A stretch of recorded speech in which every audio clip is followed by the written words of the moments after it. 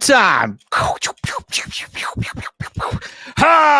What's up, guys? Oh, hi there. Hey, everybody. My name is Sean, and welcome to the Real Life Perspective Show. Get your top 5 favorite toys of all time ready. We are about to bring it with our good friends, the Rushmore show and Trippin' Over Toys. Let's get it.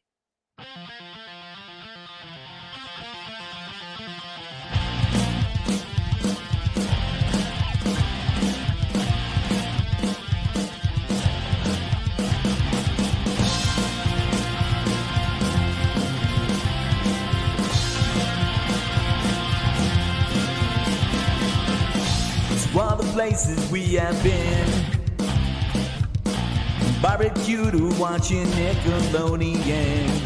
So come along for a real life adventure. Celebrate the 80s, 90s pop culture.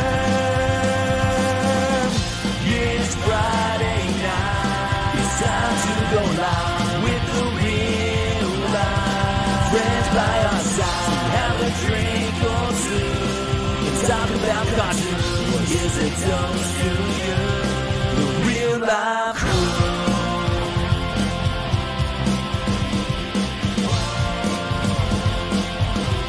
The real life crew. Here's a toast to you.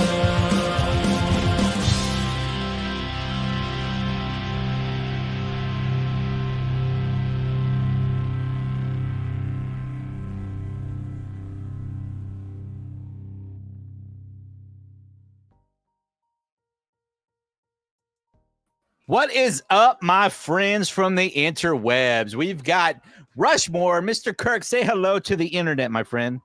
What's up, internet? Rushmore show is in the house. Yeah, and then below us, for the second time on the show, we've got our good friend Tyler from Trippin' Over Toys. Say what's up. What's up, everybody? Thanks so much for having me, and thanks so much for joining Trippin' Over Toys here. I missed the memo on the glasses, though. Oh, Yeah, we got to get you some. I think I won some cards from you or something, and it came with them. So That's right. I got a lucky. I need to get them autographed. But I see why you stopped wearing these things, man. This is. Yeah, absolutely. I can only wear it for so long, right? Yeah, it's funny when I first started wearing it, people would always ask me. I finally found the perfect comeback for whenever somebody said, "Dude, why do you always wear those 3D glasses?" I said, "Well, they give me my real life perspective." Yeah.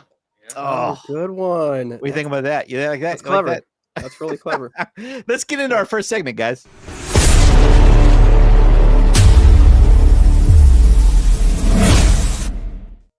Coming in with the top box office hits from, when was this? This is from the weekend of May 30th through June 1st.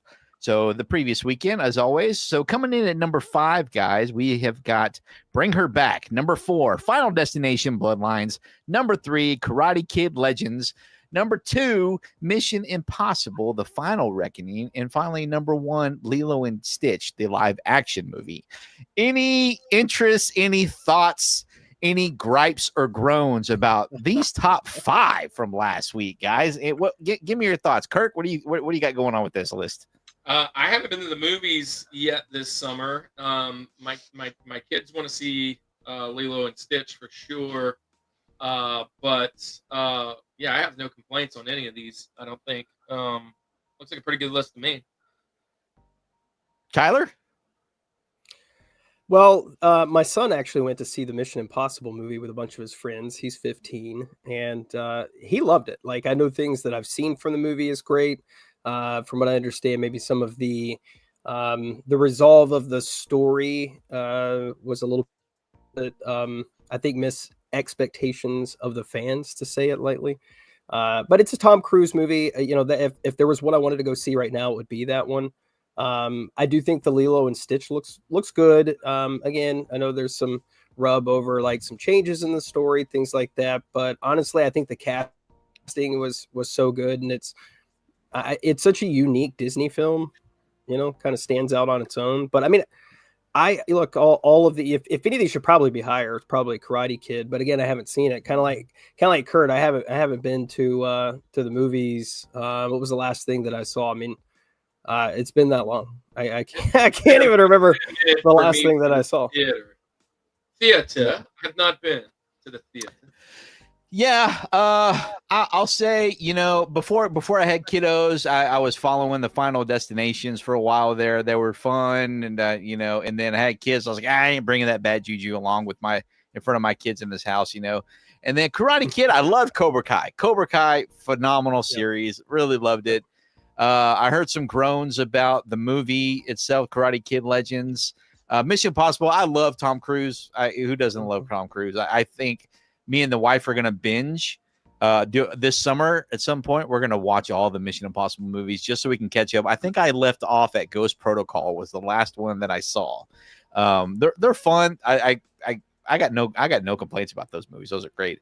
I will not be watching the Lilo and Stitch movie just because of what you heard about the rub and everything. I've been following it myself, and I'm not a fan of what they did there. And I won't be watching that one, but I will be watching coming out this month in June the How to Train Your Dragon live action movie. Dude, I'm super That looks to excited. be exciting. Yeah, that's gonna be a fun one. We're gonna take the kiddos to see that one for sure. I think DreamWorks has really been knocking it out of the park with all of their family movies, everything from Puss in Boots, the Last Wish, phenomenal kids movie. Yeah. I mean, anything. I got no complaints with DreamWorks, man. They're killing it. Good storytelling, which I think is one of the biggest things that's just missing anymore. I like a good story. I like an original story. The How to Train Your Dragon, I think was kind of a sleeper. I mean, the movies were big, but I think it's one of those that like I need to go back and rewatch. Like I've been watching a lot of the coverage over Epic Universe, right? And the Isle of Berk and that whole area is said to be one of the actually like best themed lands out there. And I think it was a really smart move for Universal to incorporate that and use that opening, to kind of coincide with the movie. But visually it looks stunning. It reminds me very much of, the kind of the way to workshop type feel, the attention to detail on things. And for a kids movie, I mean, I think that they've tried to appeal to everybody, just even with visual storytelling. So I'm excited. I'm eager to see it. Hope it turns out. I'm eager to see that one too.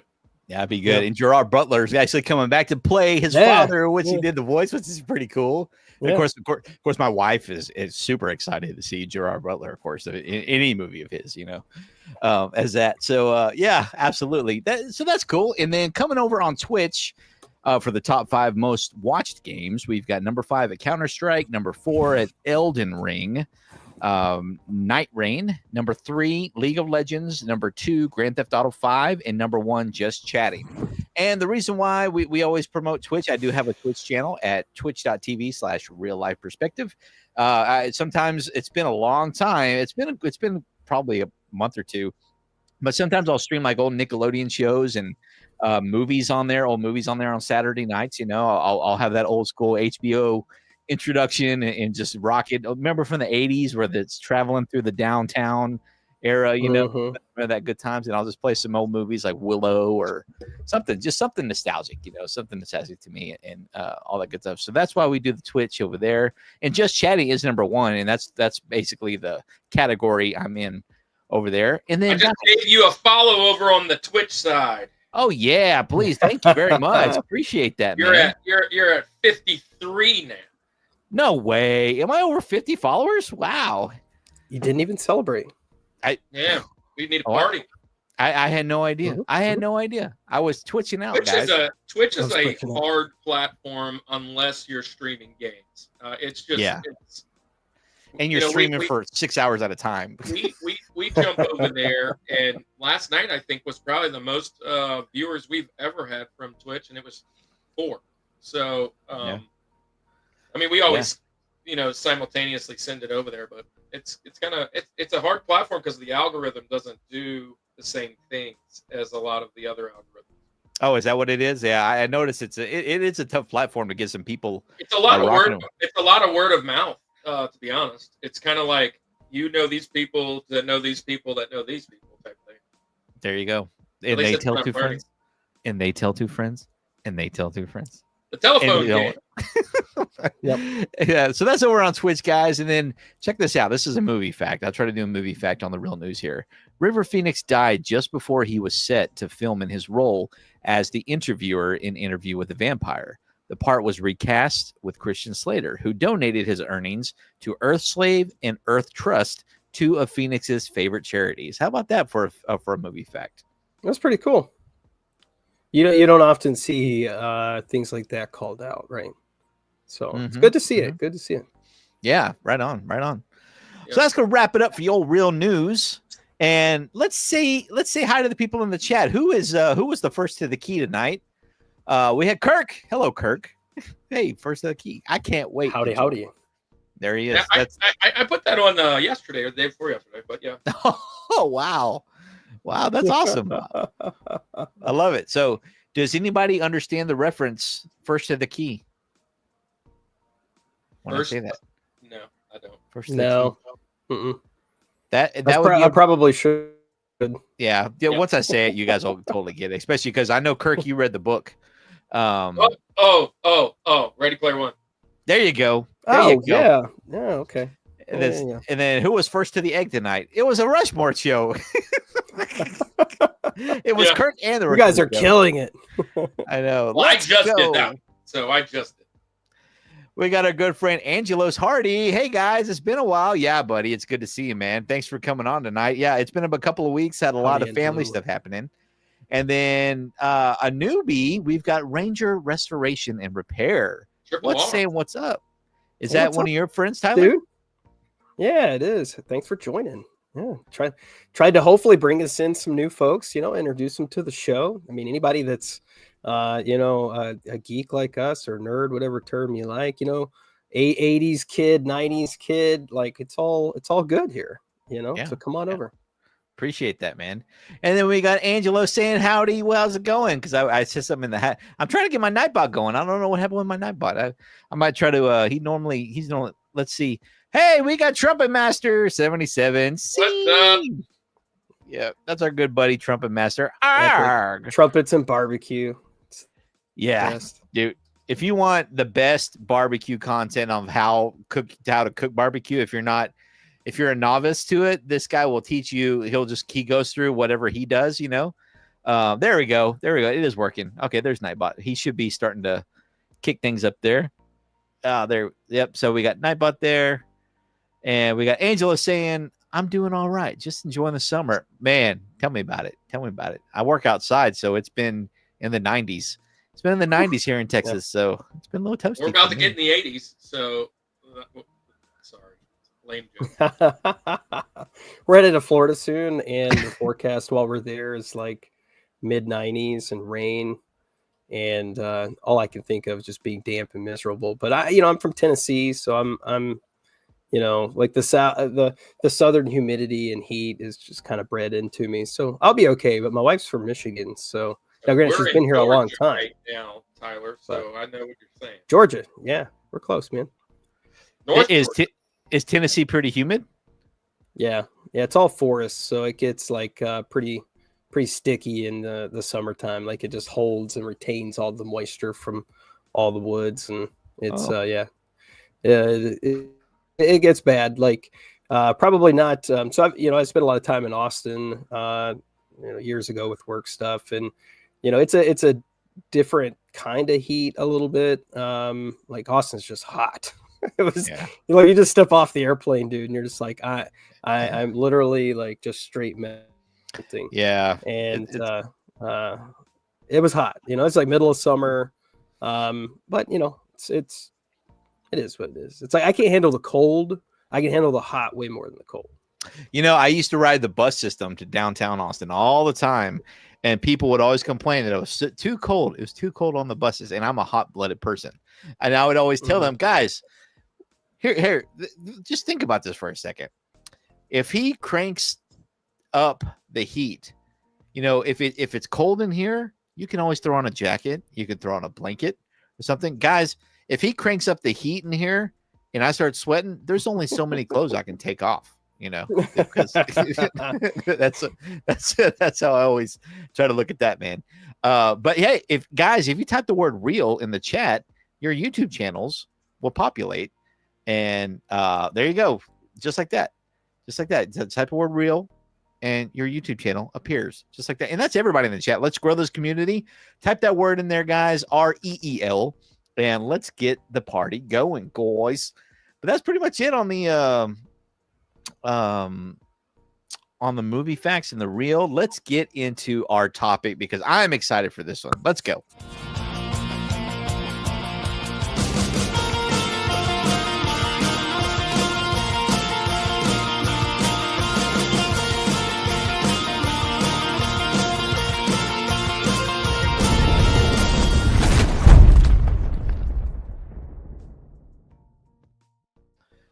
Fellas, we're talking about our top 5 toys that made us. Everything from when we were a child all the way up to adulthood. It could be a range of all different kinds of things. Use your imagination. People in the chat who are joining in with us, give us your top 5. And if you want to wait a second and think about it and do some Googling and all that fun stuff, or hear some of our examples to kind of give you some inspiration, just let's do it, guys. So we're going to do this draft style tonight, gentlemen. And in order for us to do that, we have got to decide who is going to go first tonight. So we've got Sean. Sean. The wheel of fate. That's right. Sean, Tyler, and Kirk. And let's do it.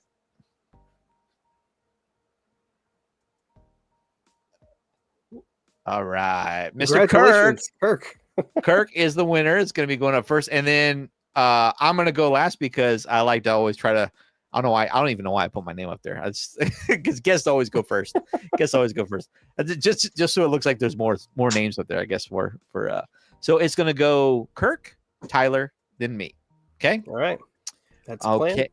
Tyler, are you ready to give not Tyler, Kirk, are you ready to give your number 1? Yeah. So, like over on our show, we always kind of do like a criteria first, you know, and I'm an 80s guy.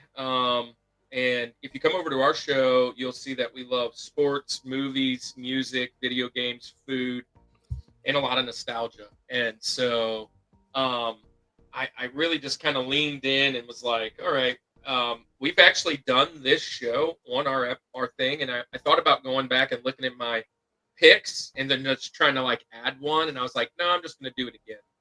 So, man, I'm a video game guy. And from the 80s, man, I got to just nail in with it and kind of get this off the board is a Nintendo Entertainment System. Just the original NES. Just the original NES. I remember getting that under the Christmas tree. That's 1985. I probably got it in 86 because my parents weren't rich like that. So that puts me at about 7 or 8 years old. And I mean, once that came in the house, it going outside kind of started to deplete. I don't know what I would do as a kid today. I would be like bench warmers or whatever, where the kid's like in the closet and just completely white, like never would come out. But yeah, man. So I don't know, but I'm just gonna start off, man. The thing that gave me the most joy back as a kid was, and I have a lot of my original games still. I'm not a big video game collector, if you will, but I do keep and hold on dearly to some of my favorites. So I'm gonna start off with the Nintendo. Great pick, bro. Great pick. Tyler, what do you think about the NES? So it's definitely on the list, right? For sure. I mean, you can't go without either that or even the Super NES. Like if you kind of missed out on the Nintendo, you probably had a Super Nintendo. I was fortunate. My sister was like 6 years older than me, so she had gotten it for Christmas, probably around the same time, like 86, 87. I mean, I would have been pretty young, when we got it, but I just remember like beating the hell out the little gun, playing duck hunt, and like trying to get it to, why aren't you shooting straight? At probably 5-6 years old. And we had a lot of memories on it, whether it was, the classic games or, Zelda was always a really big game. And then for me, like one of my favorites was Marble Madness, which, was an arcade game and kind of brought over to the Nintendo. And why that was always fun to me, I don't know. I think it was just because it was so simple, but lots of memories with the NES. I mean, without a doubt, it's up there, so. Yeah, I just throw this out there as well. Like, I mean, I remember back then you didn't have the battery systems that they do now and the save points. I remember leaving my Nintendo on all night long because I was on level 8 of Mario. I remember the first time I got to Ganon. Like, there's so many things as a kid. And my buddy Kevin's in the chat. This is my buddy from elementary school, Mr. Video Game himself. So thanks for coming on, man, Kev. Yeah, welcome, Kevin. Welcome. We really played the heck out of that thing. And you mentioned, Tyler, Super Nintendo. We did an episode where we did our top 4 consoles of all time. And for me, it was Nintendo, Super Nintendo, not in this order, PlayStation, PlayStation 2. That was my 4, and I love all 4 of those. Great consoles, man, honestly. Like, I was never a Sega person. I had friends that had a Sega or had the Game Gear. I believe that's what it was called, right? The handheld one. And, I always enjoyed playing like Sonic or, various games and things that were on it. Like, I remember playing Mortal Kombat. I felt like Mortal Kombat might have been on there. But PlayStation for me was like revolutionary. That was like one of the first ones because I never had a Nintendo 64. Our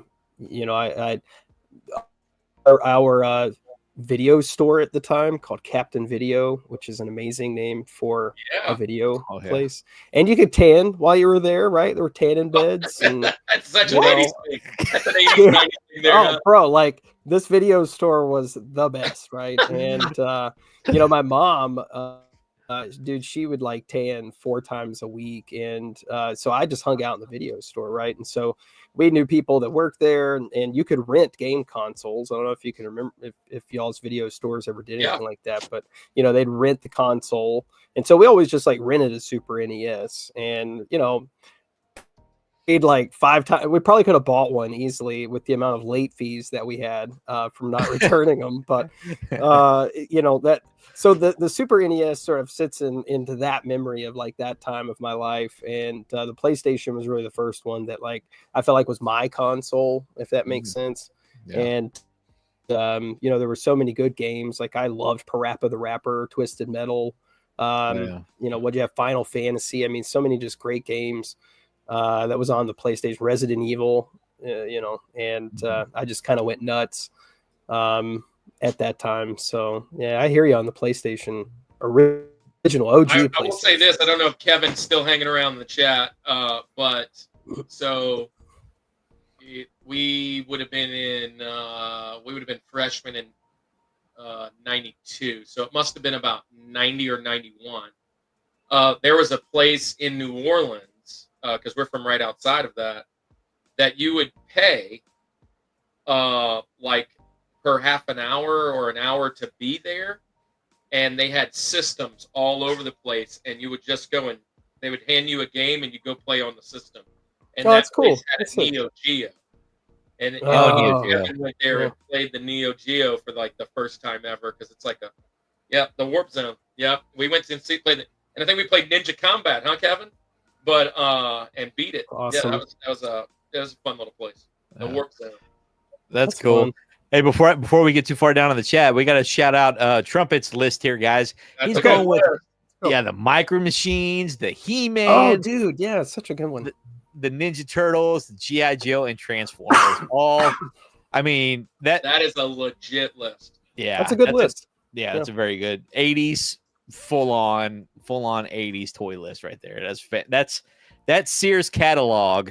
Material right there, guys. I mean, when you look at it up, and that's a good thing, man. I remember getting that cat. My kids don't get that no more. It's like they surf the internet and tell you Amazon. Yeah, catalogs were the best. J.C. Penney, Sears. I got a bunch of them sitting back here, man. I have. I'm not surprised. there's a guy. He's been on our channel like 2 or 3 times. Jason Nupp, New 80s Revolution. Go follow him. He's been on our show a couple times. He's going to be on again in a few weeks. But he's got several of those Sears catalogs and done several episodes on his channel just going through it and talking about all the things in it. I love those things. So as soon as December 1 hits, they go all over the coffee table, in the living room. They're just sitting there. They're great table reads. I've got like 5 of them, and they're awesome. They're so good. That and I forget what else was in there. There was something else. Wish books. There were wish books, right? Sears wish books, right? That's what they're called. And then it's so funny that it was Sears though. Like, it was me, like Sears here was like where you went and got your dishwasher and stuff. Yeah. Like, but it had craftsman the best tools book, right? Yeah. And I'll tell you how old I am because I remember just going through one page at a time, just sitting there and enjoying it, having Christmas music on, and the kids are decorating their own tree. They got their own tree, and I bought them all kinds of like little, look, this is technically a Christmas ornament. Does you might know who that is? Is that the guy from Robots? Robots? No, this is a TikTok from Return to Oz. Did you ever see? I see his mustache. I couldn't see his mustache. Yeah. I see his mustache. Okay. I was thinking that was the big guy from Robots. Yeah, that was a good movie, by the way. Yeah. And so they'll be sitting there decorating, and then I remember right at the front, like one of the first few pages, it says, "Order now from Federal Express." And I got to thinking, man, when is the last time anybody called FedEx Federal Express? That should be like, I should go to a college campus and say, hey, what does FedEx stand for? What is it short for? just to see if anybody you'll break them. Just to see if anybody knows what FedEx actually stands for. So there you go. I thought that was funny. But before we stray away from the Sears catalog thing, though, okay, I think you could, we could go all night talking about the things in those catalogs that we always wanted and never got. Yeah, that's a whole nother. That's what I'm saying. That's a whole episode right there. So invite me back for that one, and we'll talk about it because I could have to order one of those and then just go through it and be like, these are the things I wish I had. Oh man, dude, I remember them. My family gave me so much crap for ordering those. They go, Sean, you spent how much on a 1980 something Sears catalog? I'm going, yes, I did. Well, it's nostalgic. It's nostalgic. He goes, Sean, that's just a waste. You know how many of those things we had and we just threw away? And I'm going, yeah, that's true. We did. But that's still have mine as a kid. You would barely be able to read it because it was so bent up and mangled. It was thrown into places. The marks a lot all over it and just. Yeah, like those were the times. By now, you wouldn't even be able to read it. Those were times. Yeah. We've got Angela saying the PS2 and the Nintendo GameCube were my favorite gifts I ever received growing up because it helped shape me into a good gamer. Let's go. PS2 is there you go. We call it the George #1. It's my George of systems. I love the PS2. But when I'm thinking as a kid, like what started the video game thing for me was, we had an Atari and we had arcade games and stuff, but the Nintendo, It's funny how that works. We had an Atari too, but I think I was very, very young because it's not as nostalgic as an NES for me. Cause I think we got them, there's just something about the age bracket from, I don't remember how old I was. I was born in 82. When did it come out? 85 NES? I think it was 85. 85 or 86. And I think we got one for Christmas, either 86 or 87. So however old that is, 82, 83, 84, 85, 86, 87, 80.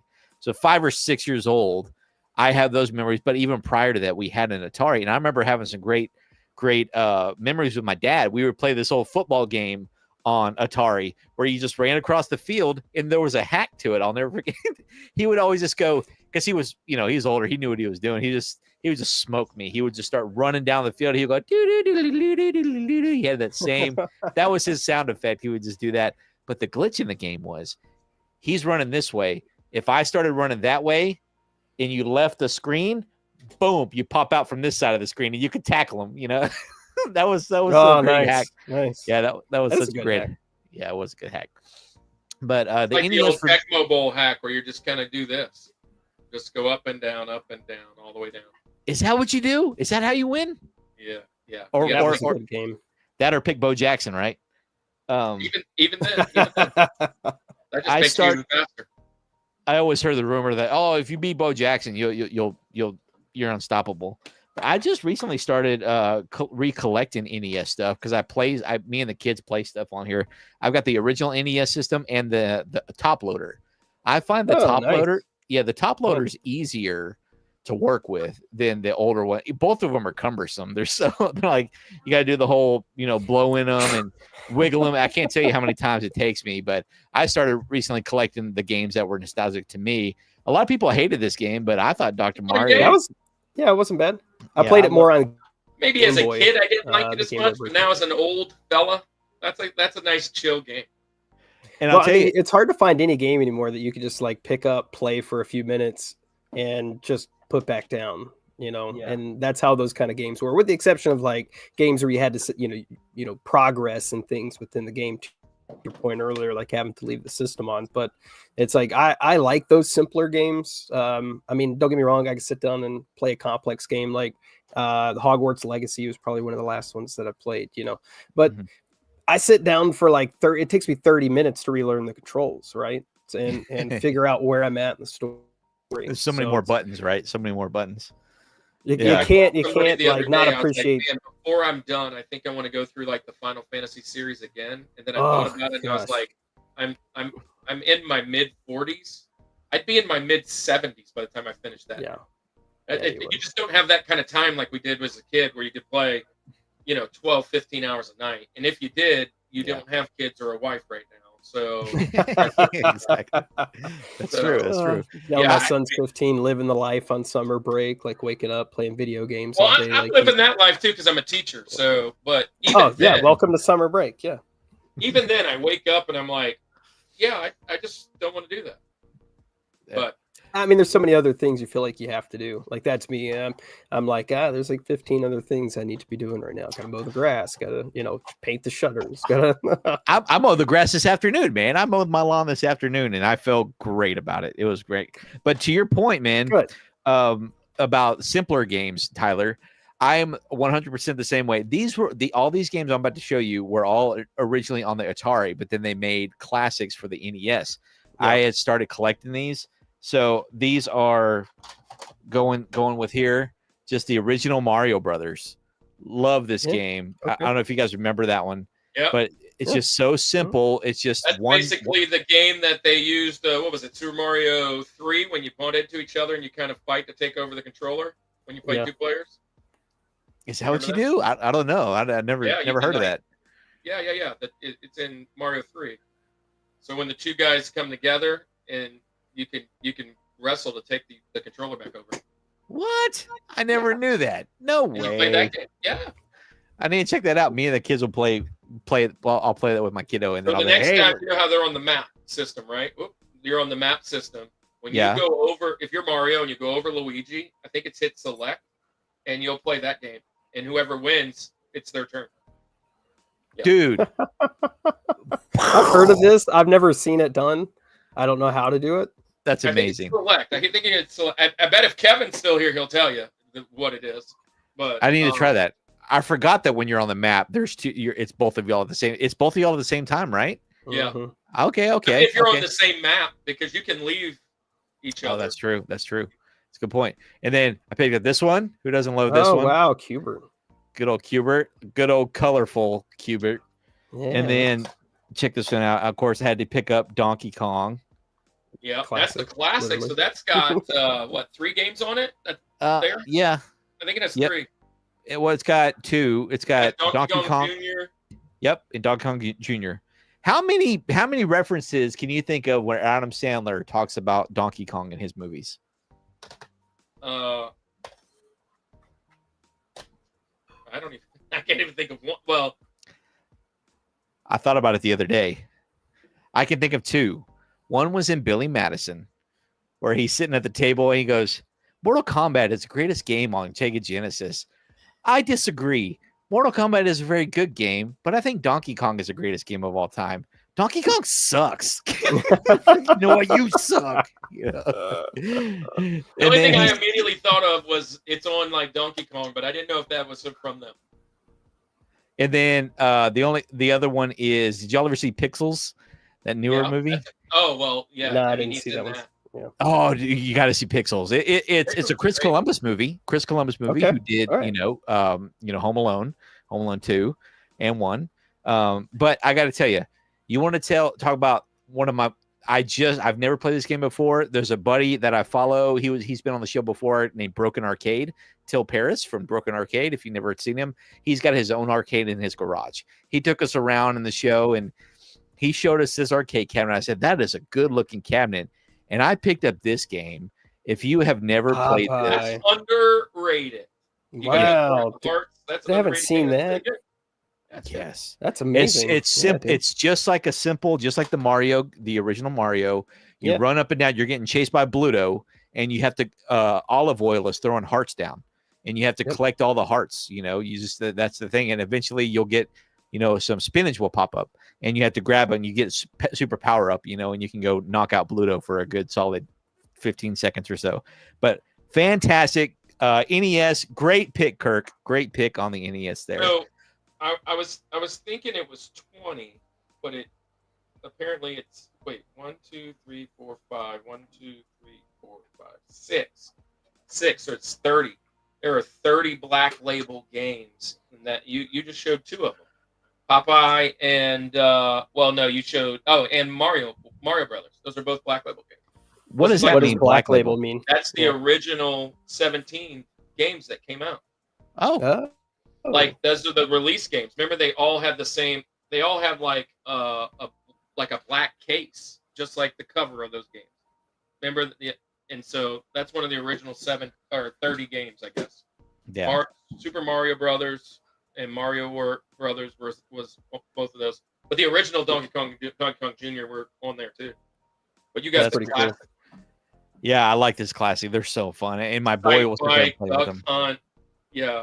I'm looking at all. That's a whole nother world. The Zapper games. I had no idea they made so many Zapper games for the NES too.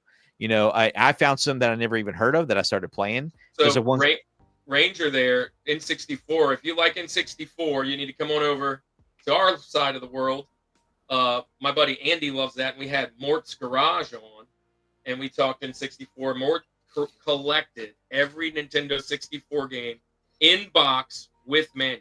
No joke. Wow. And his whole mission for like the last 2 years was to get the manual for Clay Fighter, which is like a $3,000 manual.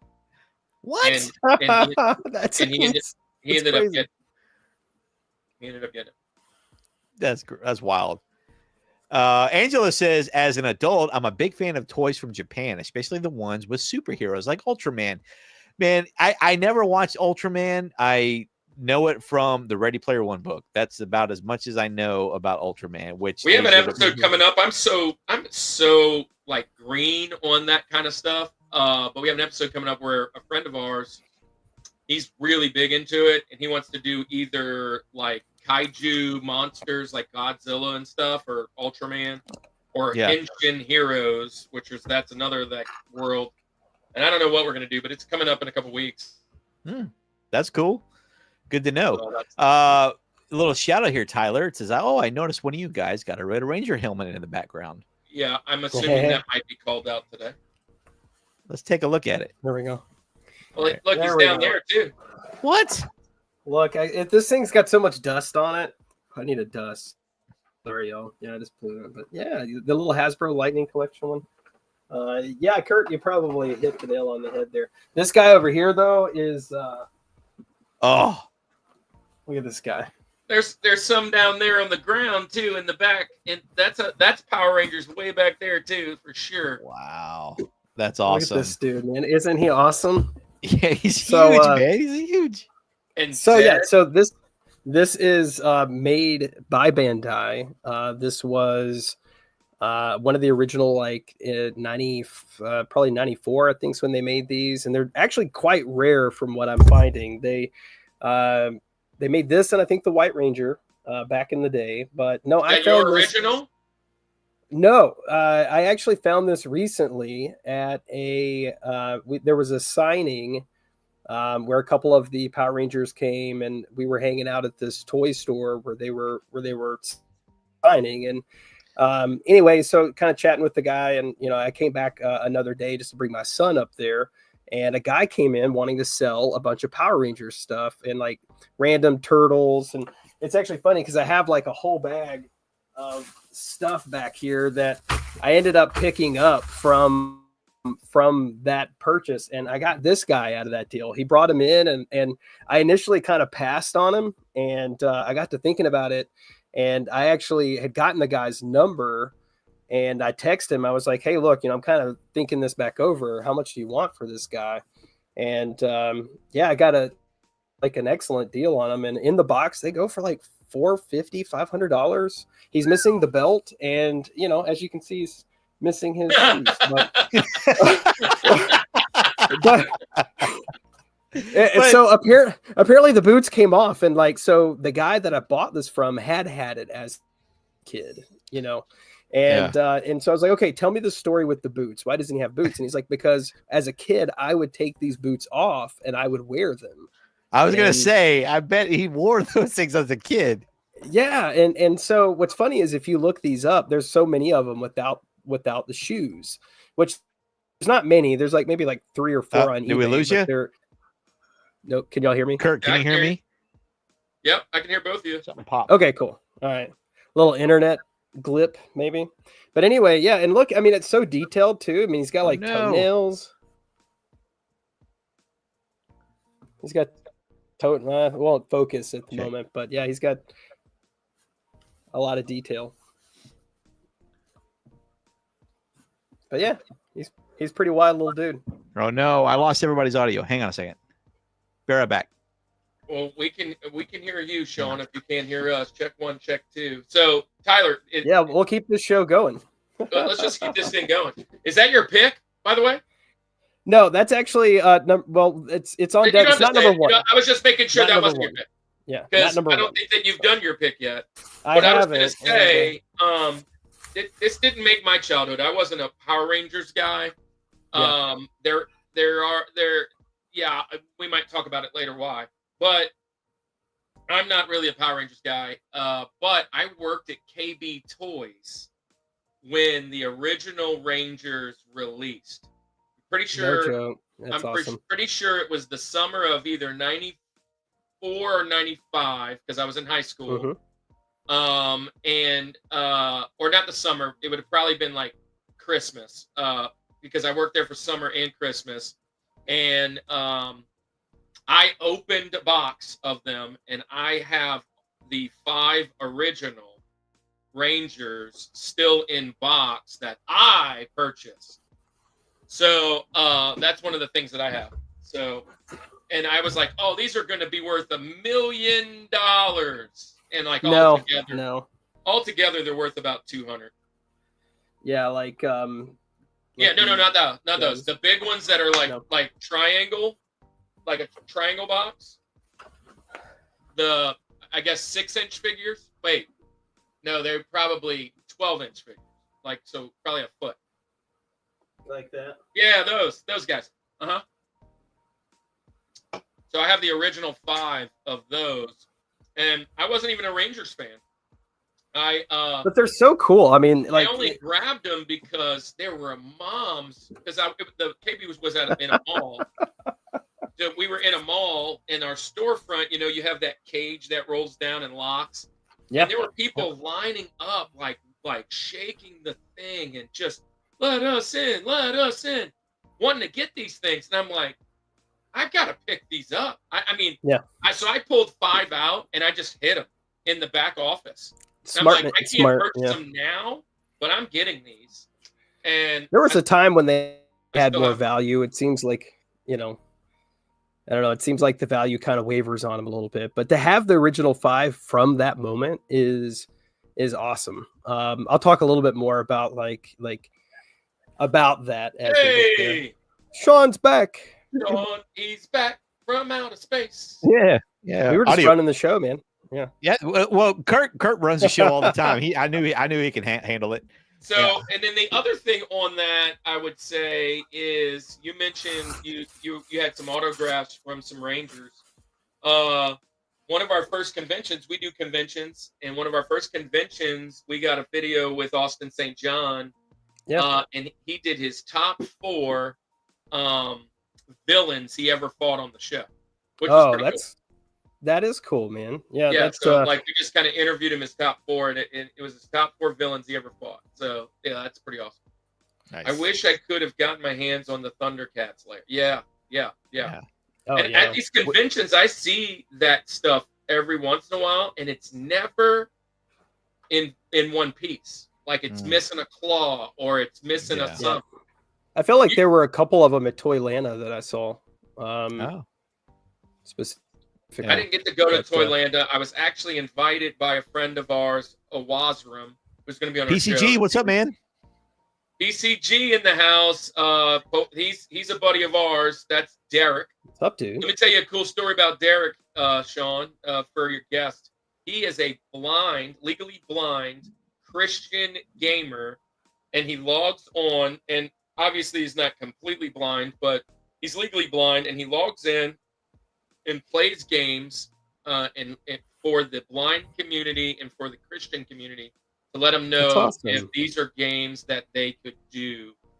And that's what his whole channel's about, basically. And then he does a little preaching every once in a while. But he's a really cool guy. Very cool. PCG, type the word REEL, real, in the chat, and it will post your YouTube link. Yes, and so we could all go follow you, man. So make sure you do that if you're still here. I'm catching up on the chat. I'm a little behind here. Oh, wow. Haley Denson in the chat. Haley Denson used to work for me and live at my house when we first moved here to Georgia. What's up, Haley? What a small world. I love you to death, girl. Thanks for coming. She lives in Tennessee now. Hi, Haley. Welcome to the show. Welcome to Tennessee. Now we do that for Pokemon cards. Oh yeah, so I got my first card show coming up on Sunday, guys. Here in Austin, Texas, everybody is either doing Pokemon or they're doing sports cards. But I'm a little nervous because they're all probably Haley's age, and everybody's gonna be there pretty much doing Pokemon for the most part. But I'm bringing so much variety of nostalgia. I've got everything from Garbage Pail Kids to Power Rangers to Pee-wee's Playhouse Vintage to Donkey Kong Arcade wax packs to dude, there is so much over there. There's Jumanji from the movie. There's Mortal Kombat movie cards. There's almost anything you can think of is sitting over there in that menu item. Well, I see my buddy Girl Dad in the house. I hope it wasn't Mortal Kombat 2. He put that as his worst sequel last night. His worst sequel ever. The movie was the best because, as a youngster watching that movie, what's up, Andy? As you know, the best line ever. Have you guys ever seen that where it's like the number one worst line of any movie ever made? It's the daughter talking to Katana. I mean, it's Katana. She's talking to her mom, who is Sindel, right? And the line goes, she goes, "Mother, you're alive. Too bad you will die." It's the best. Man. What is going on, Andy? I got to catch back up over here. We've got, hey, here's somebody new I don't recognize. Alex Leon, N64. Hey, hello, Alex. Another Thanks one from your Rushmore friends? Is that from your crew? I don't know Alex, and I'm if not I sure. do know Alex, I mean I don't recognize that. Yeah. That name. Okay. Well, we're happy to have you. Welcome to the Real Life Perspective Show, Alex. We go. Hello, everybody saying hello. Hello, Alex. Hey, Kirk, what's going on, man? God bless. I was a Sega Master Kid, one of the 3 in the world. Whoa. One of the 3. There were more than 3. Maybe 5. Yeah. Hey, Hey, still is thunder. Tyler, what is your number one? Okay. We're gonna be here All all right. night if we. Yeah, I was Okay, thinking that. let's run. Let's do a Hey, run. Let's hey, run. when you got off, I was like, Tyler, was Red Ranger your one? And I was thinking to myself, Oh. goodness. Well, you got distracted by the Red Ranger helmet. It's not hard to. And then you see Zed, and then you saw the creepy yeah. little guy, which my wife absolutely hates. It freaks her out, So I just like place at random places. Tyler, if you are available at the last Friday in June, I've got my buddy Reese Clay's coming on, and we were talking about the 30-year anniversary of the Mighty Morphin Power Ranger movie. If you want to come on and hang out with us, he's reached out to a guy who has a lot of movie props from the movie, and that guy knows a lot of people who actually worked on the set of the movies. So if you're available, you know, yeah, you got a lot of stuff back there. I see from MMPR. So if you're available, man, mark your calendars. Before I forget to tell you. All good. So interestingly enough, we'll do my top one. I'm wearing a little bit of a spoiler, right? So with the Teenage Mutant Ninja Turtles. So yeah, there you go. You can kind of see my boys. And you know, since you are a card guy, right? I brought along my, OG. These are all of my original cards from childhood that I had. It might focus at some point. Then I don't know. Anyway, but you know what these are. You've seen them before. So, but yeah, there we go. And Ninja Turtles would absolutely be it for me. You know, that was really one of the very first toy lines as a kid that I really gravitated towards it and got into that and probably like Batman from around like the 89 Kenner Batman and Batman Returns, like that one. See, there they are. Yes. Fantastic. There you go. In the packs. So these are much loved. And I've had these for quite a long time. And the reason, it's number one. It was really my first love. My earliest Christmas like pictures, if I go back through like family albums and stuff, is like me sitting there with the Technodrome, the Turtle Van, like in the box, and just gosh, if I only knew how much they were worth at the time, or would eventually be. But the nice thing is I also was able to keep all of that stuff from childhood. Nice. I ended up having them put in an attic, like when I got into high school, and they stayed there until I eventually kind of went back to reclaim all of my stuff. And there might've been like a handful of things that were missing, but the Technodrome, the Turtle Van, the Blimp, I got a couple of them back here on the shelf. Like, this is, the turtle copter, and it's surprisingly enough, it's in great shape. It's all complete. I have no idea why my camera doesn't want to focus right now, but it's the only thing that I'm quote missing at the moment is the cover for that, but it's put up. But this was mine like as a kid, and it survived. And like my turtle sub, I can't tell you how many times I played with that in the bathtub as a kid, and it might be missing a few stickers, but again, it's all complete. And to have all of these were like absolutely my gems. And I didn't come from a family that really had a lot. So it's like my grandparents and like the big events like birthdays and Christmas. Like I was like, look, all I want are turtle toys. And so I have a lot of them, and I have continued over the years I don't necessarily like purposefully collect vintage turtles. I just kind of will get them if I come across a good deal. Like that bag that I just had just a minute ago is full of a bunch of turtles and like old Power Ranger toys and stuff that the same guy who had this big tall Power Rangers figure was getting rid of, right? So I was just like, hey, it's a good deal. Barefoot Red. Yes, that's right.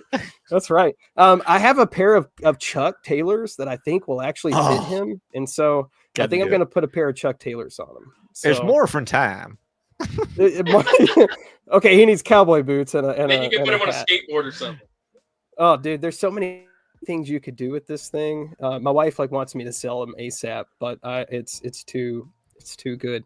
Yeah. But yeah, so the turtles are my number one, and that's a good pick, man. Yeah, wonderful pick. I have just tons of these things, dude.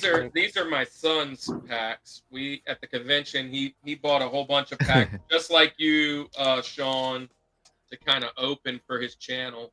and these are two that will be opened on his channel recently. He loves the turtles. Turtles are, they. I love the Ninja Turtles. One of my favorite franchises of all time. As far as the figures, it was one of the figures I really didn't collect. I was probably, because that's like an 88, 89, 90 type thing. I was at the late end of middle school, and I was kind of trying to get away from that, trying to chase girls a little bit. I was more into video games, but it easily, if I would be probably about 4 years younger, I would have had the whole collection easily. It was super, super cool. So I was born in 85, right? So Okay. it was right in I was young enough to like you could give a 3-year-old, minus the weapons, but nobody cared about stuff like that at that time. I mean, in 85, you got the weapon. You got exactly, right. So so it was a great toy, and I remember other kids. So I actually really remember, and I wish I knew whatever happened to this. So my babysitter, and I would have probably been around like 5-6 years old. Her husband, who totally didn't seem like the guy who would have done this, inside of one of the rooms in their house, he literally collected all of like the on-card original Turtles, like as they were happening back in the day. I mean, there were probably, I don't know, 40. So, I mean, it was long enough in the line, it's probably 40, 50 carded figures hanging there.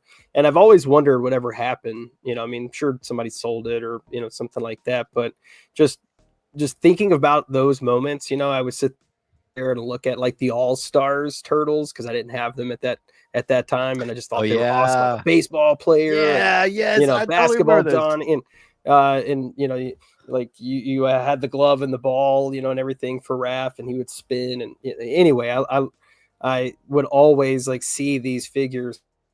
And honestly, that's where I learned so much of them, because I never got to go to a store. It's like it was like a big deal to go to a Walmart or something like that. So I never like knew what was coming. And by the time like all the big, like now very expensive Turtles, really came out, it was like 93, 94. By that time, I had pretty much started the transition to my number 2, which we'll get to in a little bit. But yeah. Oh, so Haley's man is Alex, and okay. I haven't met him formally yet, but she moved out quite a couple years ago and moved to Tennessee, and so I'm glad to see her. And that's a great mustache you got there, Haley. Yeah. That's a great mustache. Look at that. That is a great mustache. Yeah.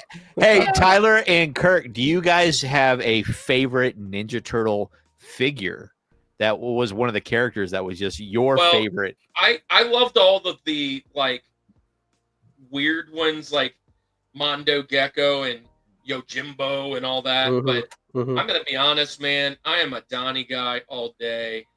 Everybody was always Mikey. That was my Raph. Guy. Yeah. You either was liking Raph because he was the tough guy, or Mikey because he was the cowabunga cool dude. But I always liked Donnie as being the techie guy and the nerd. Yep, man. That was my guy. And I love, and not to mention I'm a baseball guy, and I love the fact that he swung a bow. And so the bow staff. So Donnie was probably the one character I even had. But I love Usagi Yojimbo is probably my favorite kind of side character. He's really cool, the rabbit. Oh yeah.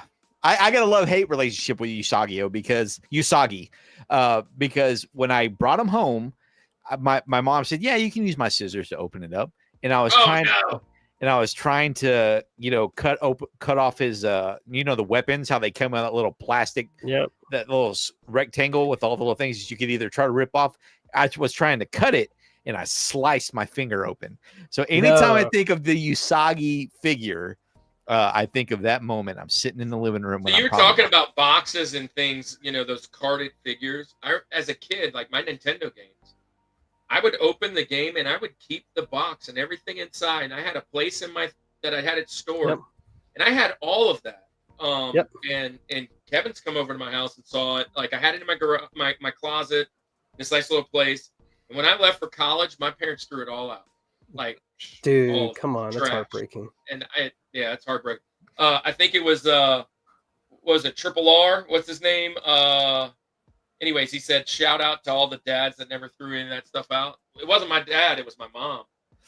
Come on, Mom. So that stuff, man. I'm with you on that. My parents held on to it for as long as they could, and they finally said, Sean, we're moving. I wish they would have just said, hey, you want this? No, I came home and it was gone. Oh. At least give you a chance to get it and take it, you know. Yeah, I'll hit back on that topic in a moment. It very much applies to one of my top toys. I was gonna say, guys, you can't just pick a turtle. Who was one of your other favorite toys, man? If I were being specific, I loved the mutation turtles. Like the ones that would like mutate into the baby turtle, then come back. Those into are cool the too. I do like the Triceratons too. Those guys were cool. Yeah. Those were cool. Universal turtles were always a favorite, and now they are like highly coveted. So I have a couple of them, but you know, therefore I went a little wild with the NECA More of a series, new figure. I got my son. NECA's got great content. Get the McFarlane toy, the Ronin one. NECA. Yeah, Last Ronin. I can't get on board with Ronin, man. I cannot get on board. Gotta read the comic book, bro. I can't. It kills my childhood. I get it. They're older and we're that age now. The turtles are the same age as us, but I can't get on board. At the heartstrings. I can't do it, man. I don't want to kill my childhood because I know what happens and I know who the Ronin is. I just don't. I don't want to. The story's so good, dude. I'm sure it is. I'm sure it is. But like, I can't fathom my childhood heroes dead. You know. I hope you get to see. Screen and you know it's supposedly in development at the moment, but yeah, I've chased that whole line of the Last Ronin and the Universal Monster TMNT figures, you know, of the late ones, but the vintage holds a place. Favorite turtle for me was Donatello. Just kind of like Kurt. I always liked the tech aspect of him, the you know, the smarts, the brilliance, the scientific, you know, by the books kind of thinking. I don't know. Mikey is a close second, for sure. It's like I like all of them for different reasons. And if you get outside of the turtles, as far as like favorite characters, Talk and Razar. I know they're not from. Oh yeah. You know they're from the movie, but something about those characters I always loved. Yeah, those mutating ones are cool. I didn't have any of the turtles. I had Bebop. The Transformer route, because when they were human, you know, they went from human to the. I've always been fascinated with, you know, like werewolves or anything that transform. Not Transformers. I was not savvy enough to transform those robots into a robot, into a truck, into a robot. I could not do it. We had Soundwave, bro. We had Soundwave, and I couldn't do it. I couldn't figure it out. I would get mad and I wound up just breaking an arm off or something. But the turtle figures were easy enough to where you just open the chest, you flip the head around, you flip the arms around just enough, man. You gotta love. Yeah, you gotta love with Playmates, man. Playmates did a great job on those. But go ahead. You're number one, dude. Like what? Well, what's your number one? I'll tell you in here in a second. But my favorite turtle figures.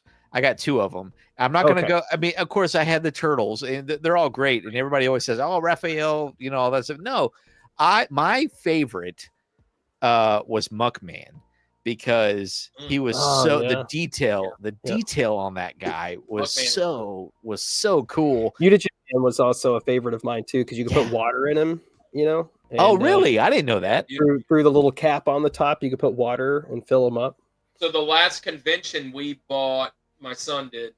So he's 10 now. He comes to the conventions every once in a while with me. And the last one that he went to, he bought the panda. And I can't remember his name. I was just thinking of him. Bought the panda, and I know what you're talking about. I'm a teacher at his school, and our mascot is pandas. He's like, Dad, I have to have this, and I was like, cool. So we picked up the panda. I can't think of his name either. Kung Fu. Yeah, he does look like a samurai. Yeah, he looks like Usagi, but a panda. Yeah, we got him too. I forgot where we picked him up too. Yeah, the TMNT is great. Great guys. And I knew Con. Declan Fisher. Hello there. Welcome to the Real Life Perspective Show. Oh, Declan was in our show last night. Hey, Declan. Okay. Welcome What's in. up? Welcome Howdy.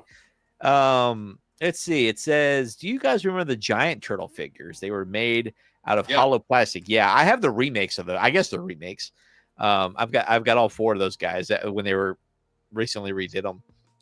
They're cool. They just take up a lot. I remember, Tyler, when you bought that, when you posted that Red Ranger, you said, should I I regret, should I have gotten it? Should I have picked it up, guys? And I said, nah, it takes up too much real estate. But and now that you have it and seeing it there, I'm like, no, I'm that it was a good call to go back. And when I'm not at my desk, I set him in my desk chair. And really? So every time you come upstairs and like my desk sits like this way, so he's always like this when you come up here, And he's you got come no right shoes, around, like, the so he's corner. just chilling. Yeah, he's just chilling. Just chilling. Good. Would have been here earlier, but I was busy watching Good Will Hunting with my family. Oh, good movie. How about them apples? Great movie. Yeah. How about them apples? That's a great flick. Okay. We missed this. I didn't post this earlier because my number 1, I'm actually wearing it. Let me find it. It's a Nightbot question. Inhumanoids. No, you don't see it. You do not see it. Come on. I want to know, and we saw yours already, but what was it? Yeah. There it is. What's your drip? What are you wearing tonight, guys? I learned about this term just recently. This is what the cool kids are saying. I was like, what the heck is drip, dude? Drip is your outfit. What are you wearing? Let's see. We got, what is he taking a selfie? Yeah. That's sweet, a great dude. shirt. That's a good one. And then, of course, we saw Tyler. That's a sweet Roosevelt's. Hawaiian. Yeah, Roosevelt's. Is that what that's called? If you guys ever heard of that brand, Roosevelt's, but Roosevelt's, that's what we call our number 4, Rosie. Dude, they make some of the best shirts. If you've never seen them, it's RSVLTS. Type it in, shortened, abbreviated. Put it in the chat. Throw it Put into it in the chat. the old chatteroo here. And then mine is my number 1 toy of all time, guys. It's an oddity. Probably nobody's ever heard of these things, but Yeah, I mean, dude, that's a good line. They're like they're kind of like Lovecraft characters. Yeah, there he is. I've acquired the entire collection, guys, and they're sitting in the closet. And I have a whole video on this. If you guys are interested, go check out my What's in the Box videos on my playlist, and you can see the entire collection unboxing of this. I'll show you. It's a really fun line. And not only that, I tried to have it playing earlier, but for whatever reason, the old school VHSs. I don't know if you guys know this, but they made a cartoon series out of it too. So, nice. Inhumanoids, the TV show, cartoon show, and that was just as fun. So Inhumanoids from Hasbro, 1987. I just had such a fun time with those guys. I had nostalgic. I got some.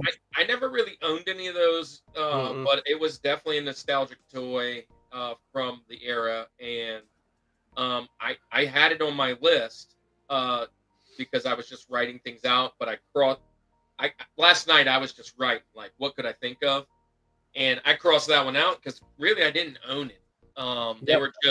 They were just kind of. You saw the commercial, you saw them in the Sears catalog, that kind of thing. You saw the probably I saw the cartoon at least one time or another. Yeah. But yeah. That's a good pick. I remember a friend's brother who had those. I never really, it was a little before. I don't remember it being that big though.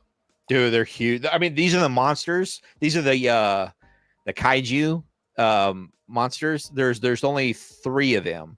There is that guy. What are their names? I forget. One of them's called Decompose. He was like a skeleton. In his chest had a rib cage that you could open and close. He was a big monster. And then one of them was Metlar, and he was just like kind of a devilish looking beast. And then this guy, Tindril, that's his name. Tindril, that's his name. Okay. And then there were all the heroes that were smaller. They were about yay big. and they all had, there was like Liquidator and all these other guys there in their really cool suits, and Liquidator had a little water pack that you could fill it up with water. Yeah, Decompose, Metlar, and Tendril. Yeah, those are the kaiju, the big three ones. And then they also had all these side monsters that were technically good guys. They had these little tree guys called like the Redlin. Redwood, Grace, Red Sun, Redlin. Yeah. They're really, they're just such, I mean, and then if you turn Saberjet, Nightcrawler, and Black are suits. Oh, they had a comic book too. Oh, I have the coloring book when I was a kid. I still have it. I didn't see the comic. Yeah, I've never seen the comic book. Hold on, let's frontline you here. Yeah, that's cool. I've never seen that, but there's a coloring book that I have. Interesting. Yeah, the coloring book's really cool. Anyways, they're a really fun line. The best part about it is you turn off the lights, and you can see this in my What's in the Box video if you go find it on my playlist. You turn off the lights and you flash a light over their head, and there's a not a holographic, but I don't know what the term is, like the jewel. Like a project it. Yeah, so a light will come over it and their eyes will glow, or if they have like teeth or something that's glowable, anything that will pass, the light will pass through with like colored pieces, and with the heroes on their mask and their helmets and stuff like that. That was the best part about it, man. That was so much fun because you could play in the dark with them, and they're because they're supposed to be the headline is "The Evil Lies Within." That's their that's the song. So here's a fun fact for you, Sean. I'm just looking it up. So they had an Inhumanoids movie, but the series began as not as like the 22-minute kind of cartoons. They were 6 to 7 minute shorts that aired along on Super Sunday's half-an-hour block with Jim and the Holograms, Bigfoot and the Muscle Machines, and robotics. I totally believe it because that's where I used to watch it. I would skip Jim, but I remember seeing a little bit of Bigfoot. That's truly outrageous. Yeah. Yeah, good times, man. Good times. That's my number one. But Tyler, you mentioned this earlier. Kenner Toys. Yeah, there we go. That's my favorite because that's the one where his hat comes. His cowl comes off. We're doing Batman movies in 2 weeks, guys. If you're a Batman guy, we're doing Batman movies in 2 weeks. That's cool. Okay. Thursdays from now. All right. Well, that was good. Woo, man, that took us like an hour just to get through number one, guys. We'll be here till Christmas. We'll be here till Christmas. Get the catalog out. Let me do this real quick.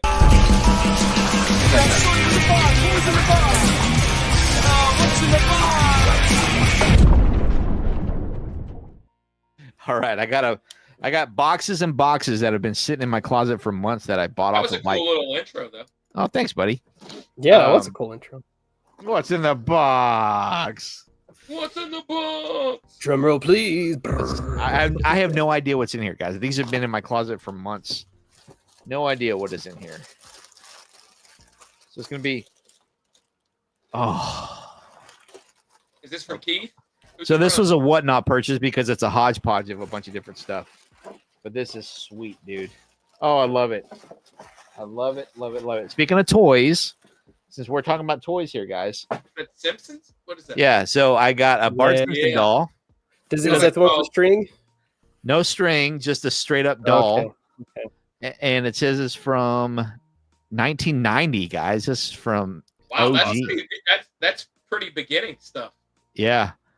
The 20th Century Fox Film Corporation for The Simpsons. Yeah, I got this. And then apparently I bought this guy, a Small Soldiers.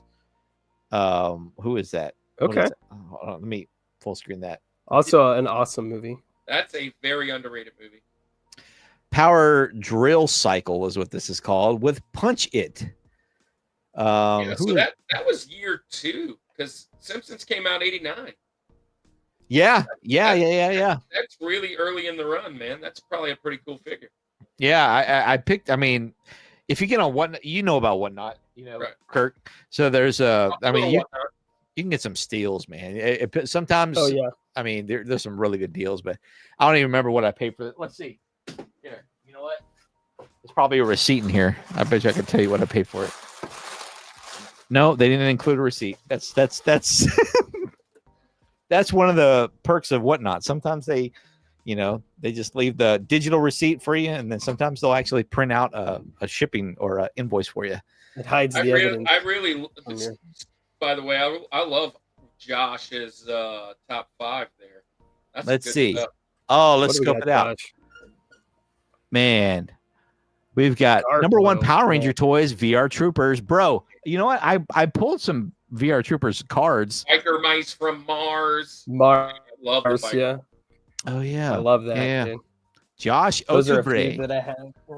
Mighty fine picks. Those are cool. Looks like a mix of gargoyles and real monsters. Andy loves Gotta gargoyles. have the OG. Oh look, there they are. Those are cool. That's again another not talked about cartoon that needs to be talked about. Dude, Nacelle's killing this stuff, man. Like they're crushing it. Like this is the Nacelle version that recently came out, and of course this is the OG version. But dude, I love Biker Mice. You know, it's funny. I for some reason didn't even. To your point, Kurt, like it was hard to come up with just the top 5. You know. Yeah. I mean, I could have quite a bit. We could go on and on and on for days, and then we're going to miss some that I'm going to regret, and that's kind of how our show goes. Yeah. So, man, that's a good little pull right there you got there, Sean. Yeah. Beetleborgs. Yeah. Andy introduced me to Beetleborgs. Beetleborgs. Kind of late in the run for me. Look at this. This guy is beat to heck, but look, I got him for $1. It's a Beetleborg OG. I mean, he's got none of his figures. Roughed up. Yeah, he's rough, but it's still awesome. $1. Come on. I don't know what I'm going to do with it. It's worth a bill. Yeah, it'd make a good paperweight. Yeah. Yeah. You know. Okay, number 2, Kirk. Let's go with your number 2. I wasn't sure if we were going back and forth or around, and no, we're going clock, like a clock. Yeah. So this is fairly easy. I was kind of like, I hope it makes it back to me. I guess I don't know, but I mean, you talk about action figures. It's GI Joe for me. The GI Joe line was probably the first thing in my life that I ever collected. You talk about packaging. You pulled the packaging off, and they had the card on the back that had the kind of the stats and all that for them. And I remember like just every year a new 2030 came out. And I mentioned this back on my episode where we talked about toys.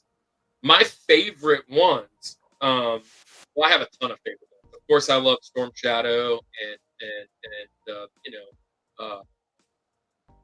basically all the really cool guys that wore masks, right? So, but my favorite of all of the GI Joe characters, for whatever reason, I remember this as a kid.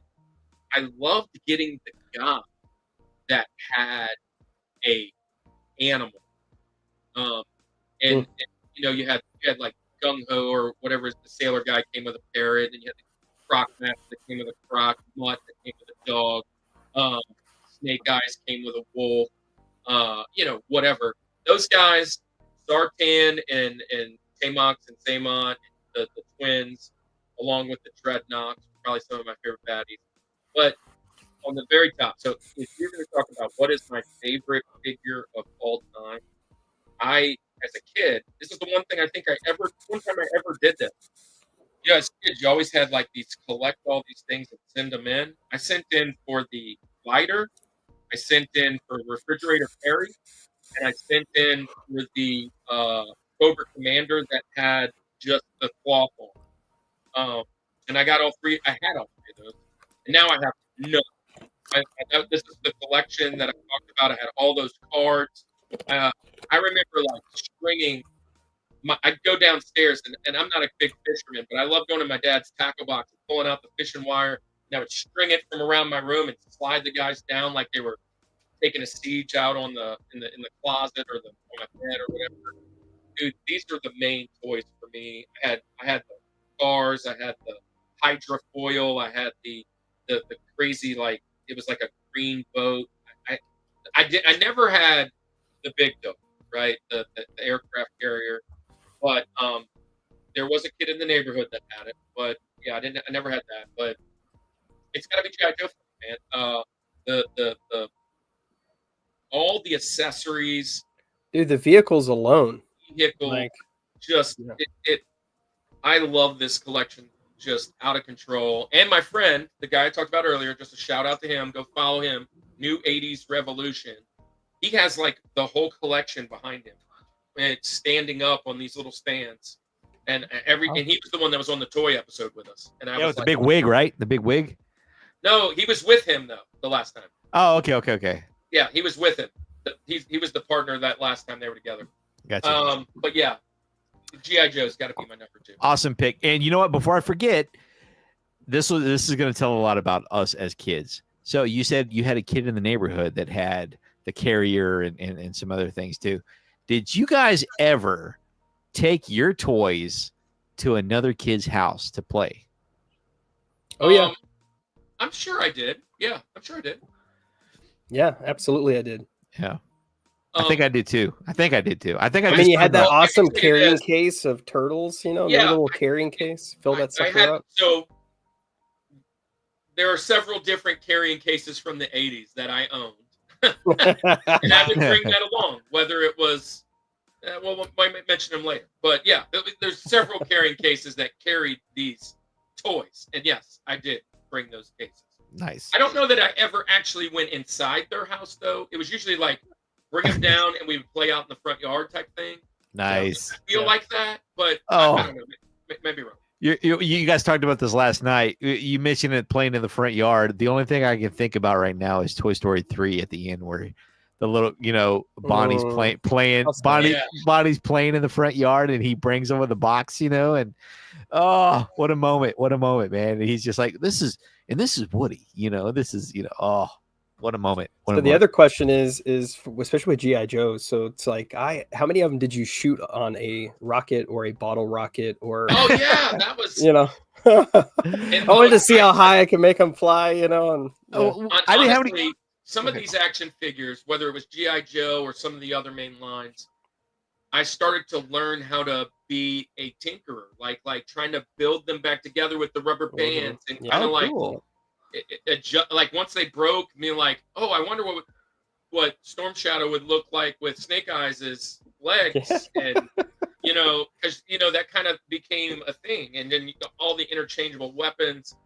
Yeah. And we were destructive back then. I remember like the first time I actually broke a toy, and my parents went crazy. Like, what is wrong with you? That is $14. Yeah, and it wasn't that expensive back then, but yeah. Anyway, I like the way you delicately put that about how I was very constructive with my my toys. I would change out the legs on them and think so. I was completely opposite. I was exposed to a lot of like horror movies when I was a kid, so I would take my dad's vice grip and I would pop their heads out. Like that. And then I would like kind of whittle down. If you ever seen the head of a GI Joe, it's only held in by these two little bitty notches, right? Those little bitty notches. And I would saw those down a little bit, grind them down so I could put them in there. So right around that time with the GI Joes, the Alien line had come out. And I remember having these monsters, these monsters playing. And I remember watching Aliens as a kid going, and I probably shouldn't be watching this, but I love it. And I would play. So awesome. Yeah, I would play with so much very graphic scenes. You can already see where I'm going with this, with the heads there. I never would rip off their legs or anything like that because I was never crafty enough to figure out how to put them back together like that. But I could figure out how to take a head off and put it back on. I could do that and like light them on fire a little bit so their heads are. So they're like, I got burned up and that was So that was me and my GI Joes. Damaged. That's right.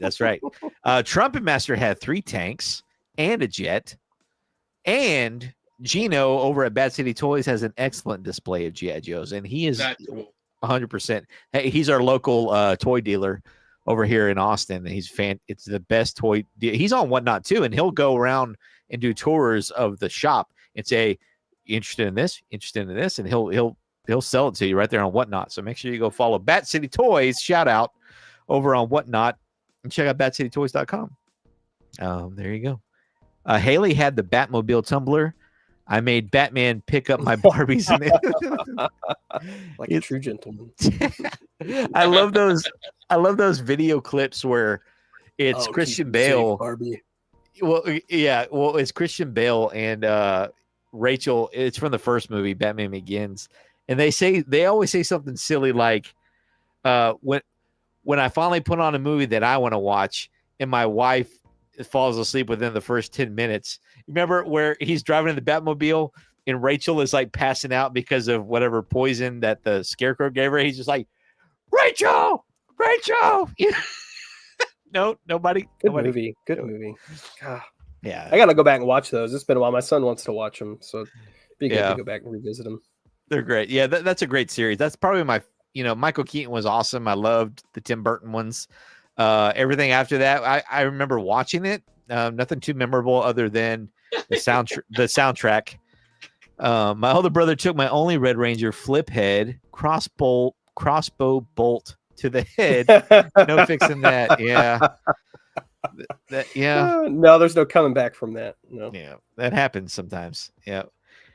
Dude, I have ripped the hands off my Count Dooku Lego minifigure just for the sake of accuracy. And I have so much remorse for doing that. That's awesome. Go to badcitytoys.com. There you go, guys. Go check them out. Dooku deserved it. Dooku was he was a bad dude. He deserved everything he got. So that's Rushmore's number 2. Tyler, what's your number 2? All right, so here we go. Now it's time for the Mighty Morphin Power Rangers. So after transitioning from Turtles in my life, it was all about Power Rangers. I was 8 at the time, so I was really good age when it came out to immediately fall in love with the show, fall in love with the Zords, which is interesting because I had never really been much of a Transformers fan, and I do see this sort of parallel between, say, like the Zords and Transformers and things like that. But man, I fell in love with all those toys, everything about that series, for really up to like Zeo, like the early to mid part of Zeo, and that's kind of when I aged out and fell out of it. But same, but I'd pretty much stopped getting anything turtle related, because my choices were very limited as to what I'd get. So I went full force into it. But it's crazy because talking about working at KB Toys and things like that, I see things come back with like an ad, and like a lot of these Zords, were, like the biggest ones might have been like $40-$50, right, for like a carrier Zord or something like that at the time. And today I'm thinking like, man, I'd have went in there and cleaned house. Like I've gotten all of them, but as a kid, it was a big deal to go out and get like the $24.99 Red Dragon Thunder Zord or something like that. And I love these toys so much. Talking about like keeping boxes, this is really where I started keeping like packaging and stuff. All of those toys, like especially the Zords, had really nice styrofoam and stuff that you could put them back into and put them back in the box, and that's how I played with them. Like every time I put them back in the box, I took them out of the box, back in the box, and for years I kept them that way. And unfortunately, I didn't keep all of my Power Ranger toys from childhood like I did my Turtle toys. Actually, when I had kind of fallen on hard times coming out of college, and I was like this close from not being able to make a rent payment at my apartment. And I was like, you know what? I've got all these great Power Ranger toys, and I turned around and had to sell every one of them. And literally all of them. So I can't really be mad at that, because without having that income at that moment in time in my life, it would have caused a major tipping point. So they not only hold a lot of memory as like from a kid, but also as like trying to grow up through adulthood and kind of helping me stay afloat. And as I got older, I was like, you know what, I'm gonna recollect a lot of that line and get some things that I always wanted and never had. And that's why you probably see so much of it around me. Like I went nuts with the Hasbro Lightning collection. I thought that was just, you know, a very well done homage and line to really all of the different series. You know, I mean, I didn't follow many of them until my son, you know, he got to 7-8 years old, and then he got introduced to it, and he liked to watch like the modern show that was on at that particular time, which was maybe like Samurai or Mega Force, you know, at that point. But it was, you know, it was a really, really big part of my life. It was probably one of the last toys that I had before starting to, again, you know, like, hey, I'm in high school, and, you know, it was the age of the Fast and the Furious. So all I cared about was, you know, my Honda and girls and music. Like I was a musician, and I was a tuba player and trumpet player. And, you know, so I got busy with all that kind of stuff in life, and really, I didn't even think about it. So there's a lot of things that line sort of means to me, especially the original Bandai stuff. So yeah, it fits in number 2 right behind my first love of Turtles. That's awesome, man. Great pick. I grew up watching the OG Power Rangers, and our local Walmart didn't carry any Power Rangers toys. So the only time I could get my hands on any kind of Power Rangers toys was when the McDonald's toys came out from the movie. Yeah. So I have that whole collection still from my childhood. That's a great one. That's a good one. Yeah. With the little Zords, the little car Zords or whatever. Yeah, I still have that. And then as an adult, I just started picking up these little flip heads because I just thought they were super cool. Trini, they're so fun. I mean, dude, they're like, I got a couple here in this little bag of random stuff, but I mean, you would just sit there for hours and just, you know, flip. Yeah. I mean, the whole greatest part about watching that as a kid was that they would morph, right? It's morphin' time. And that's the fact that you could, it's no different than He-Man, you know, watching He-Man, and he transforms from, you know, a little weakling into like a huge, strong, muscle-bound hero.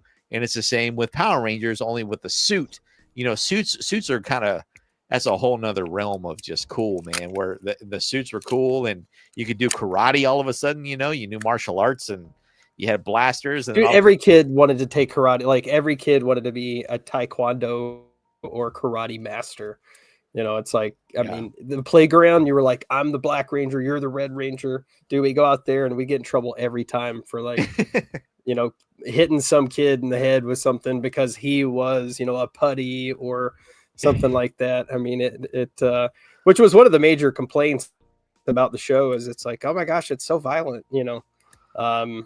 You know, look at shows today and it's obviously very mild, but yeah, I mean, these things are just great. I mean, I love playing with these, and you know, the classic toy line is a lot of fun, and the Zords are honestly, dude, like I happen to have the like the Legacy Zord.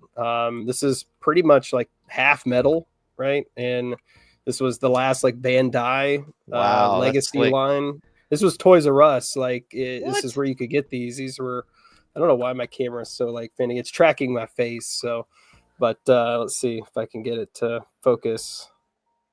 Nah, it's there it goes. There it finally did. But see if I put him up closer. Come on, baby, you can do it. Anyway, but yeah, he's a cool figure, dude, and the Zords just always had my attention as just being. The Dragon Zord was the coolest, man. I mean, he was my favorite. I was partial to the Blue Ranger because I like blue, was always my favorite. I was kind of a geeky, nerdy kid like Billy. So he was the Blue Ranger was my favorite, but then of course the Dragon Zord came out, and I was just like, that's the coolest. And then, do you remember when the White Ranger was revealed? Do you remember that moment? how epic that was. It was just like, oh, He's he's down in back. that bottom layer, and they keep kind of seeing things, and they don't know what they're seeing, and then all of a sudden, they do this really dramatic reveal, and boom, there it is. Tommy. The build up around that, and you remember as kids, it was like a 2 or 3 parter, where you had to just wait every week. You'd come home every day after school just to rush home to make sure you got there by 4 o'clock or whatever time it came on, to make sure you were in front of the TV because you didn't want to miss and find out who is this White Ranger or who is this new character that they're going to reveal, because they would always tease it in the trailers and everything for every week, man. But what an epic moment the White Ranger moment was too. But good pick, man. Mine are more from Power Rangers. Kirk, what's your thoughts on Power Rangers? So I talked a lot about Power Rangers while you were having your sound. Your malfunction. I am not a Power Rangers guy. I appreciate it. When I was a young warthog, my very first job was gonna have to go PCG. Love you, man. PCG. Nice to meet you. Yeah, thanks for coming in, man. Appreciate you. And make sure you hit Rio before you leave there. That's right. I worked at KB Toys, and the crazy moms trying to get the toys the very first release, and Tyler has one that he just showed while you were gone. Yeah, the triangle ones. I ended up pulling the whole 5 in the box out, the original 5, and I still have them. They're downstairs in the basement, but they I always thought that was going to be what put me through college, right? And yeah, I don't know, I could sell them. I think the last time I looked was like 200, 250 in box, and they're not in mint condition just because of moving and whatever. Like I didn't put hard to keep those in mint condition. Those like, I didn't put them windows. In a case. It's a weird box, cool. And so just packing them throughout the years of, it's been almost 30 years, right? So yeah. But I have those. I never watched the show. My son watched it a little bit, just like you mentioned, Tyler. Some of the newer stuff. Netflix brought like every episode out. Probably when my son's 10, when he was about 4, you could have got every single one that had ever gone at that point, and hundreds of episodes. And he watched a bunch. Yeah. But I got Austin St. John and Sean to do a top 4 enemies he ever fought on his show. And so he did it. We interviewed him, and he gave a Funko, one of the large Funkos of the Megazord, to my son for free. That's cool. And it was pretty cool. That is awesome. Let's see. I'm trying to remember. Putty was on there. Goldar was on there. And the other 2 I feel like was Rita Repulsa, and there was another girl. Scorpina, maybe? Scorpina. Yeah. Scorpina. Yeah. That's cool. Yeah, all that the was OGs. the 4 I think you picked. So, Tyler, I see you playing over there with your toy. Are they supposed to just keep flipping? Not the original ones. So these are this is Zeo. So when they made Zeo, they made them so that basically this one's a little worn. There you go. Like where you just hit it and it continues to flip. Oh, I'm jealous. I got to keep resetting mine. Let's see. I've got Billy here. This is one of the original ones. And yeah, you got to like take his head back. And of course, these were originally set so that when you use the play set of the command center, there was a little spot that you would set them in, and you had like an elevator, if you will. And as it crossed up the elevator, it would hit that. And when they came out of the top, they would be morphed. That's right. That's right. My buddy Reese has that. Oh, it's a gym I would love to have. And I've had so many opportunities to buy one in the past. I just haven't done it yet, but that's cool. Hey, what's your favorite Simpsons character, guys? Barney, because he's belligerent and fun and crazy. You remember when he? Honestly, I think it would have to be Homer. Homer's great. Homer's great. He's the lead character. I like it. I loved it when they switched from Bart being the main character to Homer, in the Yeah. series, Yeah. But I remember Barney when he did the art festival, the movie, Hey! the little short, and he's like, "Don't cry for me, I'm already dead." Yeah. And Good you got old Bart. Millhouse. Millhouse was Oh, always yeah. good. Ralph was good. I really liked a lot of the secondary characters on the show. I mean, I like the main family, of course, but Yeah, the secondary characters dude, is always good. Mo is the Mo is the great. quintessential. Mo. Yeah, he's the voice of reason because he owned the bar, and he was always getting pranked, of course, by Bart, on the phone calls. It was just, the scene where he teaches kids hip hop with the shotgun was all you need to. That's all you need to know. That's all you need to know, man. That's Enough great. said. Yeah, enough said. Awesome, man. Awesome. Okay, well, where are we at? My number 2? Yep. Okay, my number 2 is actually a plushie. And when I can't think of 80s growing up, and I never had one of these, but I had his friends, and he's been sitting back here the whole time. I'm going with the 1986 My Pet Monster, guys. I kind of thought you'd go there because we've talked about this on your show before. I'm obsessed with the My Pet Monster. The colors. I was actually playing the cartoon. The colors are awesome. Yeah, the animated series. I was such a huge fan of this show. Yeah. If you've never seen it, just go watch the first 2 episodes, and that's all I ever need. That's all I really remember, and it's awesome. He's fluffy. He's got handcuffs, and then he had a whole separate toy line too. So there's the original, right? Plus that big guy back here. Hold on, let me just do this real quick. So there's this guy, the big guy right here, and then there was the cartoon, which is this little guy, and I don't know, just phenomenal. This is how much I liked it. I spent $350 on a pair of Bull Airs sneakers, My Pet Monster. Amazing though. Who doesn't? Even got the chain, and I wear them. I wear them too. Everybody's like, "Why are you going to wear those? Those are collectible." Why wouldn't you wear those? Yeah. Yeah, exactly. Of course, my wife won't go anywhere anytime I wear this kind of stuff. She won't go anywhere near me. She's just like, "Nah, I'm gonna do it." If you look up here, I got a few. I've got the. Yeah, I was just noticing that. Back to the Future. Oh, who remembers this thing? Oh, dude, yeah. Who doesn't remember that? How many times you would make the bird and then stick your finger on it and be like, ha, ha, ha, ha. Yep, exactly. Yeah.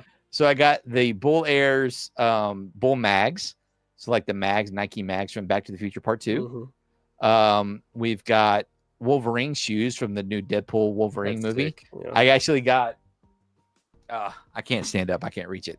Cal Dodd, the voice of Wolverine, he signed those for me. And then up top, we've got the NES Blazers. Those are Nintendo inspired. Yeah, they're really cool. They got like Game Over, and on the tongue, they've got the Contra code. Up, down, left, right, BA, start, or something like that. Yeah. There we go. So My Pet Monster is my number 2.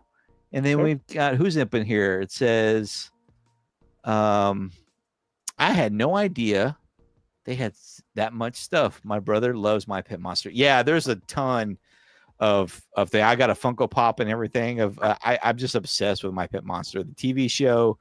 What else? I almost bought some Valentine's cards that are vintage on eBay the other day. If you have pets, they have a really good My Pet Monster dog toy that we actually found at Ross. Is that guy? Yeah, I think that's it. Yeah, that's him. Yep. Good thing I have my headset on. My dog's laying under me. He'd be going wild.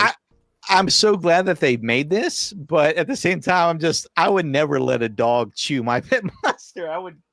Oh, it's one of my dog's favorite toys, to be honest with you. He just lays and sleeps on top of it. Well, good. I'm glad. It's a friend. It's his friend. It's his friend to the end. Right, yeah. I love it. My Pet Monster's great. It says, is that Master Roshi in 3D glasses? Who's Master Roshi? I don't know Master Roshi. Does anybody know who Master Roshi is? Mm-mm. Haley, who's Master Roshi? Who's Master Roshi? Evening, gents. Hey, it's Matt. Matt. What's up, dude? Oh, you were just Hello, talking buddy. about him. Master Roshi is Dragon Ball. Yeah, Oh, yeah. that's right. Okay. I knew it was anime. I knew it was there with an S him though. or Naruto, but yeah. What's up, Middle Tennessee geek? Good How to you see doing, you. man? Good to see you, Matt. Thanks, Haley. That's bull airs. If you want, they're Roll airs expensive. are so cool. Yeah, they're very cool. And you can get them in like almost any like fandom. Mm-hmm. They've got so many different things. They have a really cool Instagram, and just kind of shows off all the Yeah. stuff. Okay, Rushmore. We're gonna jump right into it instead of jumping to a segment. Let's go with your number 3 since we're already here. Man, I mean, so if G.I. Joe is 1, He-Man is 2, right? That's just kind of how it was. And you mentioned He-Man earlier. Well, He-Man NES. was. Sorry. NES was your 1. GI Joe was your 2. No, I was saying if G.I. Joe was my number 1, like action figure, Oh, He-Man was my number 2, right? I collected them simultaneously, different style, more of the Ninja Turtle style of figure as the kind of how they were posable and all those things, a larger figure. But you mentioned them earlier, like as far as transforming from Prince Adam to He-Man, but I had the Smash 'em ones. I had, Battle Cat, and I had the castle. I had my favorite was Orko, though. You got him Orko on the yeah. he was on the spinner, and you pulled it, and he kind of spun around. Ram Man. They all had like these mechanics, like the Roboto guy. You could see his gears moving. You had Stinkor, who actually stunk. You had guys, the suction cup guy. What I loved about He-Man, and I mean, if you followed the story, they made He-Man comic books to go with it. They did the cartoon just to sell toys. I mean, so they're making all these different figures. There you go. Nice. They're making all these different figures, but each one of the figures were something like so off the top. And I can remember my mom. Now, I don't know if you guys have these where you guys were from. But there was a store that used to be called Revco. Did you guys have Revco? It was kind of like a K&B. Well, I don't know if you had K&B either. Like a CVS. It was kind of like a CVS or a Walgreens. But it was kind of more local, I think, to my hometown or to New Orleans area. And my mom used to do the Gibson cards, so like the Hallmark cards, like the happy birthday cards and stuff. And she would go in and she would do them all these different places. And every time we would go to Revco, I remember like being off during the summer and whatever and going with her. If I helped her do all the cards, she would buy me a He-Man. And I had so many He-Man, big collection. And this is one that my son collects now. They kind of re-released them. If you've been paying attention, they kind of caught the retro. They have the ones that follow the new cartoon. He doesn't really like those. He likes the ones that are kind of like the old ones, but redone. So he's been kind of collecting those. But yeah, I'm gonna go He-Man, man. This is the toys that made us, right? I mean, Yeah. If you peered back into 8-year-old me, Nintendo on the desk, and just G.I. Joe and He-Man Fighting each other. Yeah, they're just everywhere, right? And I didn't give it away earlier, but usually my G.I. Joes fought the He-Man, and that's just how it was. Great pick, man. He-Man's awesome toy line. Super dope toy line, man. Love it so much. I don't feel like I know enough about. It was I'm a little after the He-Man Masters of the Universe phase, but I see so many great things, and I'm like, okay, who is this? Like that was why the is thing. this the big thing? That was a great thing. It was basically the same body on most of them. Just they painted it differently and they put on a different head. But just the fact that they were able to create so many different characters because of that. You know what I mean? I mean, nobody cared about that it was the same body. They were just we all knew it subconsciously, but we didn't care. We're just like, oh, but it's a completely different character. Look at his face; it's totally different. And like Kirk said, they all had different different features to them. Like gimmicks and things. Yeah, mechanics. Like Webstore had a hook string that you could stretch out to, and Leech was the suction cup guy had the big tail, and you had the guy with the suction cups. You had the guy that stunk. You had Moss Man was furry. Yeah, like that's pretty so Ram great. Man, you pushed him down, and he jumped out. Yep, leaped off. Yeah, the only guy that really didn't have that was Man at Arms. Like I'm thinking about it, like Man at Arms was just kind of boring. The original He-Man, just the original guy, but they were kind of boring. Skeletor was kind of boring. Everybody else kind of had some kind of something. They had an action punch. All those original the first 6 had you pull it back and they would where the battle damage. So you battle hit damage, it would flip, and it would hit it again. It would flip and be worse, and then hit it back, and it would be healed again. Yeah. The battle armor, battle armor damage ones. Yeah, I remember those guys. Those are fun. What a great toy line. Great pick, dude. Who doesn't love He-Man? I know Trumpet, that was on his list earlier. Let's say hi to Rad Bash Gaming. What's going on, brother? Thanks for Rad Bash. What's up, Mr. Skull himself? Yeah, dude, super great channel. Yeah. Same great here. Game channel. Yeah, they came on the show a few weeks back, and last month I think it was, and we talked about the games that made us. That's right. So, Rad, while you're in here, type the word "real" REEL, and drop your YouTube link. That will share that with the party here. So, thanks for being here, man. Good to see you. He just re-released his channel, so I saw that. Check that back out. He had a channel for a while, and then did some things, and then him and Up Down Select joined together, and he decided to go back and do his channel again. So go support him, man. There you go. Tyler, what is your number 3? All right, here we go. Sorry, I was replying back into the chat there to Haley. Yeah, a bunch of us are right here. Yeah, Middle Tennessee. So as you see my friend Matt in there, we're both Middle Tennessee people. So, reach out to us. We'll all get connected. Anyway, number 3 for me is going to take a little turn in a different direction to Legos and Erector sets. I'm actually putting both of those kind of in there because they both sort of fill the same sort of creative building niche, I guess, right? So for me, Legos, looking back on it now, it's interesting just because how expensive Legos are. I actually started out with a big bucket of Tyco blocks. If you remember Tyco, Tyco, they made tons of different toys and stuff back in the late 80s, early 90s, things like that. And so I had like this giant bucket of blocks. And I remember getting my first Lego set, and it was some sort of spaceship thing. And, there was nothing super fancy, but I thought it was amazing. And my grandparents at their house, she kept this like little red, and I still have this. It's actually in my attic, like a little red Lego case, full of like I say a bunch of blocks. I mean, it was maybe like 100 blocks, but I did more things with those 100 blocks than I could ever imagine, and it always like stirred up this sort of creativity to want to build and design. And like in my professional life, I get to still do, a lot of creative things like that. So I really look back at Lego being certainly a placeholder early in life. And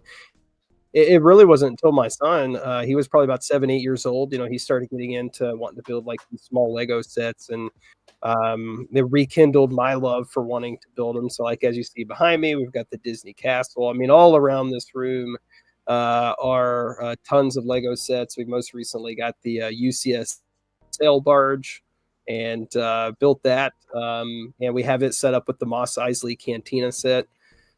So, we a lot of like Star Wars Legos, but like we've got the Daily Bugle, and got the Home Alone house and the Hocus Pocus house, and just so many cool properties. Like you see back here, the Ecto one, and there's also the DeLorean back there. Both of those Lego sets, and we're big Lego guys. So like a lot of the content that I could probably be posting is probably Lego stuff, because we're generally at the new releases at the start of the month for sets, and um, it's a father son thing that we're both pretty hooked and addicted on. But I'm completely out of space. Like, it doesn't take long at all to get out of, to lose space with Lego. We've probably got bins and bins of sets over the last 10, 15 years that we've put together, that we've saved and put together. And I'm one of those weird guys, right? Like, where I've kept all the boxes for them. I've folded all of them down, but I literally have every single box. So we have all the instructions. I don't keep the plastic, but we've resell them. Having that box just makes Lego resell way a lot more in a lot of cases, and to have them complete. But Lego would take number 3. And Erector, I mean, if you remember those, they were like the little metal, like little flat bars with a bunch of little holes in it, and you'd build like Ferris wheels or cars. And then they got like motorized so that you could put motors in them. And, so that's kind of where I first learned how like gears really work and gear ratios work. And, that sparked me and set me for life in just wanting to do things with my hands and build and put together. For sure. This is the first pick today off my list that I didn't say. So I had Lego. My coworker, I'm a teacher, the STEM teacher that's right across from me, kind of my best friend at work. Him and his kids, this is their thing. It's Lego. He's got so many Lego, more Lego than anybody I've ever seen in person. He's got bins after bins after bins, like whole rooms. Just that's it. There's some insane collections out there, dude. His collection is pretty crazy. And every time I see like a Lego short, I'm sending it to him. Like, have you seen this one? He's like, oh yeah, I saw that like 5 years ago. And I'm like, man, I can't ever find something that you haven't seen. But Lego is really big. My kid loves Lego. I know it's like taboo. It's kind of off the beaten path from Lego, but the Mega Bloks Pokemon set. We've got a few of those. My son collects all of those.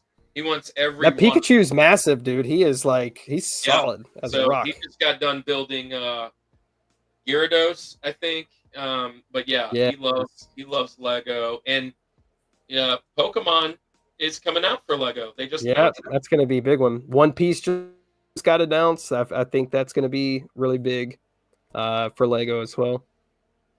Nice. Awesome pick, man. I suck at Lego. I mean, I'm so bad at I'm suck at connects and all that, all those things. I'm so bad at that stuff. I'm no bueno at that. I got to shout out Matt here. It says, since toys are made to coincide with TV shows, thought about this list. His top 5 are TMNT, Captain Planet, had all the figures and the yellow plane. Nice. Batman for the animated series, and Tim Burton movies. Beast movies, Beast Wars and Power Rangers, of course, guys. Great list, Matt. Great list. Do the animated series. I'm still on the hunt for a Clayface. Clayface was my favorite animated series Batman, Matt. So if you spot one out in the wild, let me know. You muted, Kirk. Oh, on purpose. Oh, you burping? No, I was yelling for my son. Oh, I was gonna say he's over there farting. Well, I wouldn't have muted it for that. Oh, okay, yeah. Got to share those with the world. You got to share it. Barking spiders. Let's see. Who else we got here? Forgot about Captain Planet. So when you guys say Captain Planet, it reminded me of a very obscure toy line and show that I used to watch in the late 80s called Captain Power. Does anybody remember Captain Power? No? No. Mm-mm. Yeah. Captain Power. Yeah, it was I feel just like I remember the logo. He was like gold. I've got the figures. I've got the figures sitting back here. But there was I feel like I remember seeing the logo. But Captain Planet, I didn't collect any of the Captain Planet toys, but I surely did watch that. Yeah. Favorite Lego games, Declan? Indiana Jones. I bet that would be a good one. That's a good one. Me and the boys played Marvel superheroes, Lego Marvel superheroes for hours. We beat that game. Once you beat the game, it's fantastic. It's just an RPG. You run around and you keep unlocking characters like nonstop. There's so many characters to unlock in Lego Marvel. It's fantastic. That's our favorite. Honestly, Lego. for me, that would be Lego Dimensions. If anybody remembers Lego Dimensions, where you would build the sets and you would put them on a portal like base, and then those sets would come to life inside of the Lego game. It was following on like the whole Disney Infinity and Skylanders sort of trend with the video games, but they were Lego sets. And so, for instance, they made Back to the Future. Like a whole story and a few Lego sets. I mean, there were some really interesting properties that they made that you could play as Legos. Yeah, nice. Well, so your number 3, was it Lego? Was that your Lego? Lego. Yeah, that's okay. it. Lego number 3. Got it. Great pick, bro. Super cool. Do you guys watch Lego Master? We do watch Lego Master. Oh, we do watch Lego Master. Absolutely. Yeah, such we a love fun it. series. So, my son and my Blows my wife. mind. Yeah, I don't know how they do it. Yeah, same.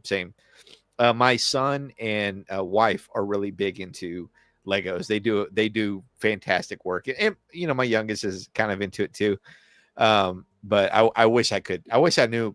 But what's really fun is the Lego Mario. Have you seen that series? Oh, those sets are great, dude. And you Yeah. can play with them. You can like set up like Worlds. a course basically and run your. Yeah, we got through it. several That's of genius. those. Yeah. And I love the little sound effects that when you bounce on them, Wing they it, jump wing it, around and so my son's And their got little the eyes will like change. yeah, exactly. And my son has several of those and he Hey, put sorry, together. I had to step out. My son has been looking for the last 2 hours. He's supposed to have been in bed, but he's been looking for like the last 2 hours for his glasses. That's why I was yelling. I looked over right here next to me, and I could see them peeking out in some papers. So I had to run and go give it to him so he can go to bed. Yeah, because he has a big Bowser's game Airship. tomorrow. It's like the sports glasses, and he's like freaking out because he can't play without them. Yeah. And so, anyway. That reminds me, did you guys hear about the guy who swallowed the invisible ink? Oh gosh, what? He's at the hospital waiting to be seen. And that brings me to my number 3, another obscure toy line, 1987 Supernaturals. Wow. Conca. I mean, These are cool. yes, this is the only one I have for display here. Let's see if I can. There you go. Again, anything that kind of transformed and took your. Let's do this. Watch this, guys. Here we go. We're gonna do some magic here. 3, 2, 1. Boom. Let's do that. Let's do that. These are Supernaturals, guys. See, you start off as this. See, he's got a little guitar. It's kind of a. You can't say the terminology anymore, but yeah, he would change into a werewolf. That's pretty cool. Yeah, anything that would change into. There were so many different ones. I have one that he turns from somebody into a snake. So they're kind of like Native American-ish. You know what I mean? They kind of have like that vibe, and they all had this like this cool. I don't know these little covers on there. Does anybody? Is that Rick James? Yeah. Yeah, I love this toy line, That's man. hilarious. Is that Rick James? Yeah, that's pretty Dude, cool. these things were cool. I never owned these, but this is one of those kind of collections that I always wanted to own. They're very similar. Holograms were really big at this point in time. Yep. You had cards, like baseball cards that were doing it. You had this line, but you had the other line, the Visionaries. They were doing it. And then you had another one, which I really loved to death. But holograms were big, man. And I really wanted some of these, but I never got them. They're pretty cool. Like I said, they were just, I don't know. They were such a weird. This was on my list, just like in Humanoids, and I scratched it off because I didn't really have any. Really? Okay. I never really had any. I mean, like when I'm thinking about action figures, I wrote down like every 80s, 90s action figure I could kind of either I wanted to have, and then I never knew anybody. I've never met anybody who's ever heard of those things. Yeah. I mean, I've heard of them. I've never seen one. That was literally the first time I've ever seen it. They're obscure, and they do. Oh, I actually have one. I purchased one, and it's an error card. So I don't know. They weren't all like that though. There was a couple other types of figure too. Like they didn't all look like that ghost or whatever. No, they're not small like this little guy. They have some taller ones, like full figure with legs and everything. It's a cobra. The other one I have that I had when I was a kid, he's a cobra. He's got like he kind of looks like I guess Stargate. Remember Stargate toys? How they had like remember the movie? How they were their costumes? They had like Anubis and those kind of Egyptian. Yeah. So those this kind is of the guys I remember. Exactly. Egyptian-esque. So this blue, he's like a Thor looking character. He's this guy here. Oh yeah. I remember seeing it. I never owned him. But yeah. But oh, you talked about Anubis, like you're probably these guys back here. The guy in the back left was a cobra I have. I've got him. This guy back here, right here. Yeah. I've got that guy. Yeah, he's super cool. Yeah, they're just fun, man. They're just hey Haley, thanks for coming in, man. Appreciate you. Appreciate young lady. Haley, it's great seeing you. Maybe we'll hang out soon. If you stick around, we talk. So hey, Haley, we're about to rip some card packs if you're interested. So if you stick around for 2 more minutes. Actually, that was my number 3. You know what? I say trying to find it. The video. Find the video. I said we do it. Let's do it.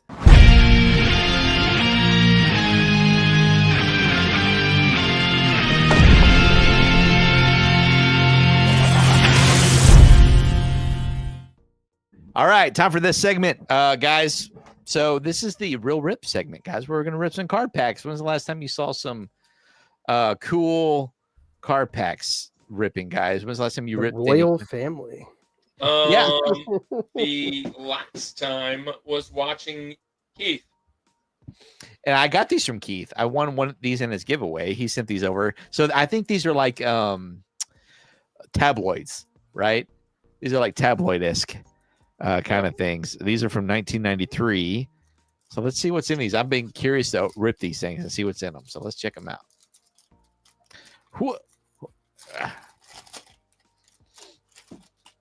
All right. What are we looking at here? It's supposed to be like funny. William the Conqueror. Oh yeah. So these are all just royal family. Oh, okay. Anne of 1,000 Ways and Means. All right. Princess of Toils. I don't know who this lady is. There's the Queen. I know that. Get thee behind me, darling.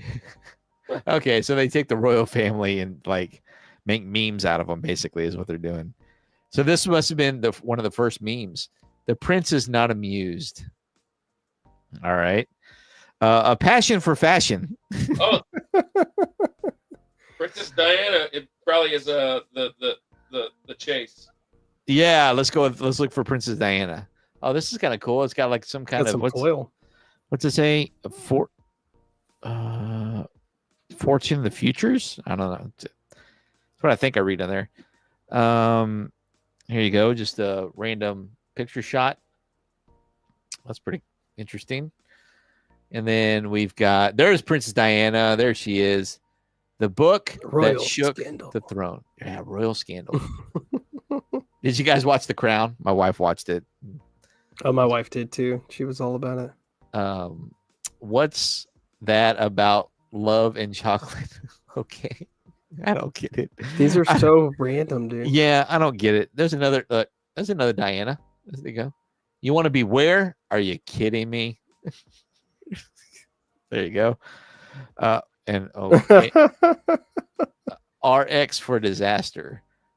I wonder if I don't know who that is. No clue. Whoa. It's Well- all my fault. It ain't my fault. I think that was the mistress of what's his name? Charles, Prince Charles. Who was married to the Queen? Prince Charles, right? I guess, yeah. He had a mistress on the side. Okay, those were not as Got a card? yeah, she's got her own card. Not as fun as I thought those would be, but these should be fun. Laughs. Perfect Strangers. Get some Balky Bartakamus. That's right. Family Matters. I'm chasing a Steve Urkel on this because I knew that. We're doing retro dads coming. There's Balky. We're doing some retro dads coming up. Maybe you get Family Matters dad. There you go. Good, the bad, the Urkel. There That's he is. amazing. There, both of them. Yep. The dad Carl was the best. The best. We were talking about Oh, Die that's Hard good. yesterday. We were. Yeah, he was in Die Hard, wasn't he? Yeah. Full House. Loved Full House. Who didn't love Shape Up? These are cool. These are different. Yeah. This Yes. Old House. Good old Perfect Strangers. What a different era in television for sure. Cousin Urkel. What? Was he wearing a dress? I don't know. Can I do that? There we go. Working Girl. And then finally, we've got Out of Sync.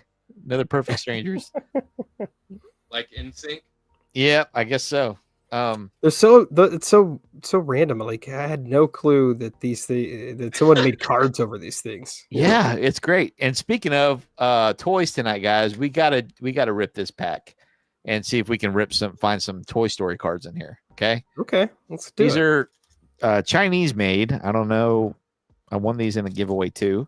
So let's see what's in here. They're good looking cards because he sent me. He opened a pack on his live stream and then he tossed them in for free. All right, we got the Good Dinosaur, Butch. I never saw that movie. You guys see that movie? Those are some cool looking No. cards. Yeah, they got some good shine to them. What in the world? Was this a checklist? Oh, I don't saw know. The Joker a card. car peeking through. Who is it? Oh, it's the Cars. We've got CR. I don't remember that one. I'm not sure who that one was. Carl Ramirez, maybe. Cruz Ramirez. That's it. Yeah, there you go. Cruz Ramirez. Loved those movies. Oh, there you go. Here's our Toy Oh, Story that's a card, good guys. one. It's a whole Got the crew. whole gang. Yeah. Everybody but Woody. Yeah, where's he at? Let's see. He took the picture. Sorry, duh. Yeah, they. Yeah, that's it. Oh, look, another one. Good Toy Story, Part 3. Well, Lotso. Yep. What a great movie, man. There's That the was gang. good. Well done. Yeah. Yeah, good stuff, man. Well, there you go. There's I like that set the best. yeah, for sure. Yeah, that was my Absolutely. favorite. Yeah. Oh, love it, man. Good stuff. And we're back. So where are we at? Right here. There we go. Okay. Guys, what's your number 4? Let's go with Rushmore. What is your number 4? All right, coming back to me, man. I'm running out of room. There's so many I want to say, and I've already done 2 action figures, so I'm gonna. There's really 3 more action figures I would like to talk about today, at least. But I'm gonna make a kind of a different side jump and very much relevant because of what you just did. I am going with baseball cards. That's a my- good one. That's a big one. Listen, this is the one thing of all the stuff I have that I still do. I don't usually like put them out on my show or anything, but me and the son will go and pick up some cards and we'll just rip them and not necessarily do it online. But I used to think I had like the biggest and greatest collection ever compared to whatever, and then YouTube came out and I was like, oh my gosh. But I probably have upwards of 50 to 70,000 cards just downstairs that I have all very meticulously divided up per person. Funny story. What's up, Jay?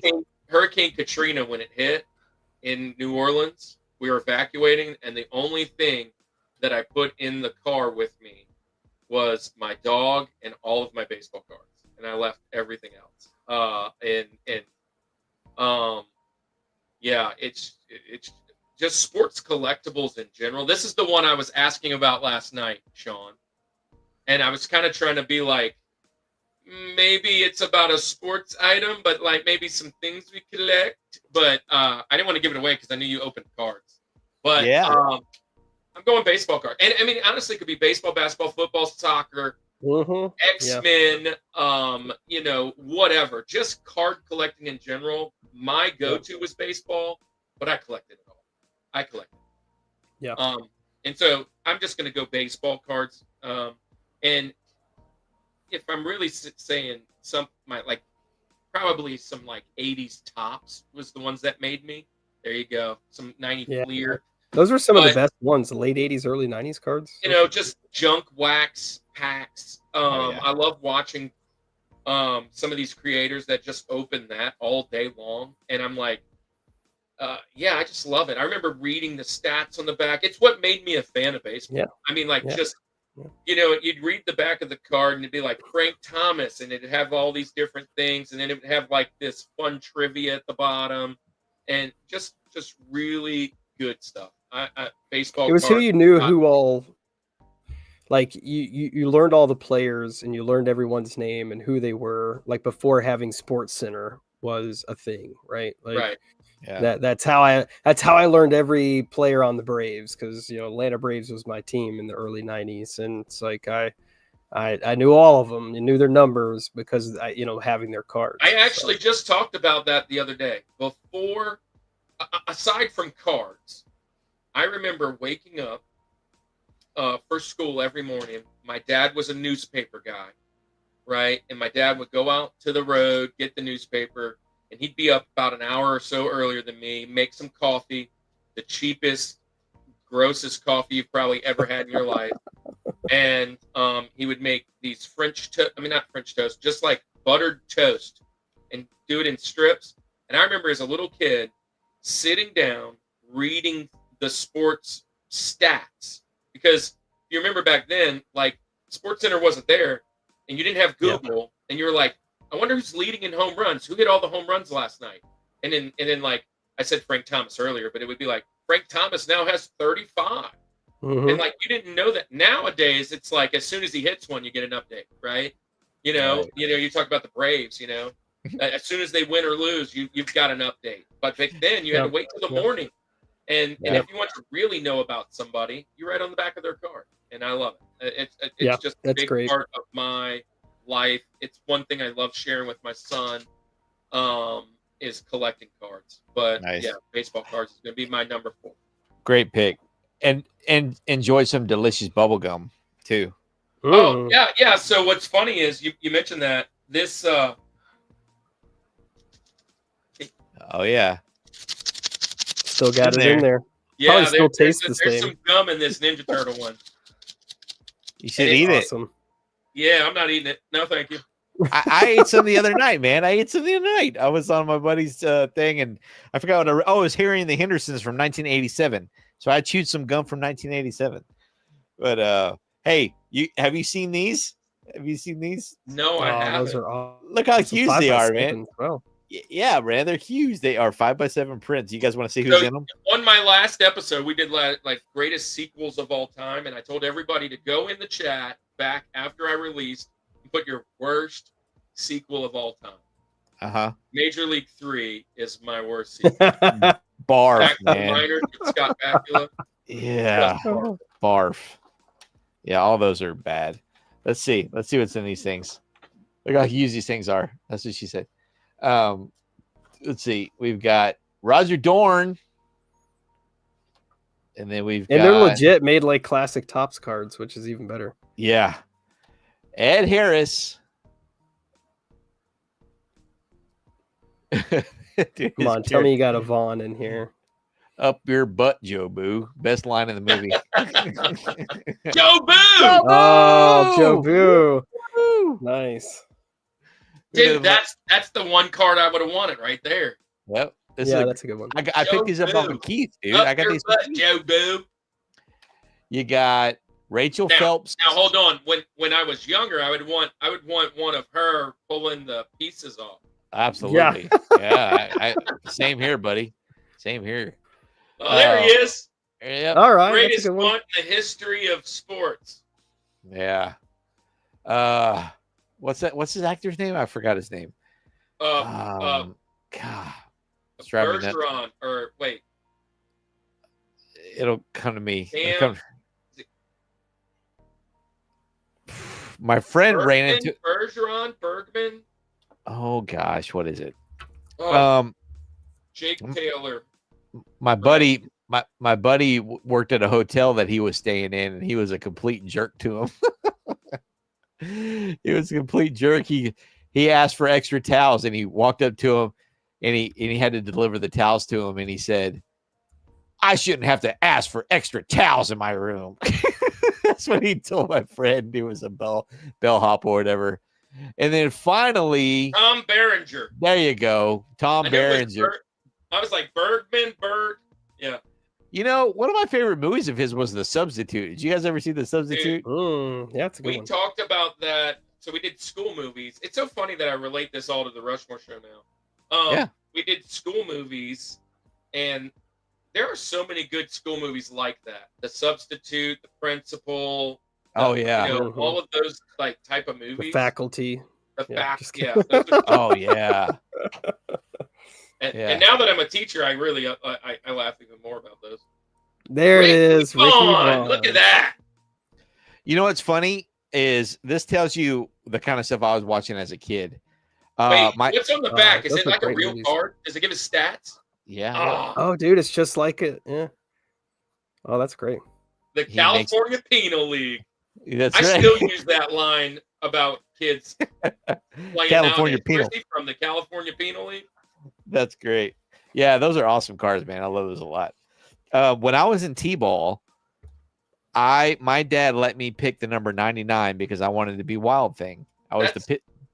My son's 99 because of Judge, but I heard that Aaron Judge picked it because of him. Aaron Judge. Who's Aaron Judge? Give me a break, dude. What rock are you under? I don't know sports. The greatest baseball player right now. Oh, is he? Okay. Next to Shohei Ohtani. There you go. He's the Yankee. I don't know. The kid from Rookie of the Year will always be the best player in my book. Yeah, he was pretty good. Or Angels in the outfield. He hurt his arm again. Dude, you know how many great people were? Did you know Rookie of the Year was directed by Daniel Stern? Do you know that? No. Yeah, from Home Alone. You know, yeah, he directed that movie. I had no idea. And you go back and watch it. Rookie of the Year is a fantastic movie. Great movie. Yeah. And then Angels in the Outfield. You know, yeah, that's Andy's movie there. Angels in the Outfield. Awesome movie. I mean, so many people in that too. Because he's a big Angels One of my fan. favorite Danny Glover movies. Yeah. What's the guy? Gosh, I can't think of his name. The from Home Alone, the bandit, but his character in Harry. Was it in Rookie of the Year where he's the guy that gets caught in between? Yeah. He gets caught in the hotel room. Yeah. Yeah. I forget what his role was, like what the position he played. It was just like the bullpen pitcher or something. I don't know, like a backup catcher. Yeah. I don't know. And he goes, when he was he had the dip and then had the step, and he's like, and you gotta hit him, and you know it. And he's choking on the snuff. Oh, I love it, dude. It's so good. Rich Riley saying hello to you, Trippin. What's up, Rich? Rich Riley. Not to be confused. I remember when he was the host of I guess maybe America's Funniest Video. That's right. Who are we talking about? Bob Saget? I guess Tom Berenger. Tom Berenger? Oh, my little brother loves Rookie of the Year. Yeah, Marv. Marv. That was him in That's right. I said Harry. Harry. We did part 2 where he gets a brick. He's getting hit by the bricks. Harry. All right, my friends. Well, Tyler's at number 4. Number 4. Okay, let's do this. Let's go with Hot Wheels. Good. Thank you. Nice. Tyler, I appreciate you handling up some of the rest of my list. That's right. Yes. So I got you. I got you. Kirk, your number 4 was what? Baseball cards. That's right. Baseball cards. Yep. There you go. Yeah, Very number good. 4, Hot Wheel Matchbox cars, either one.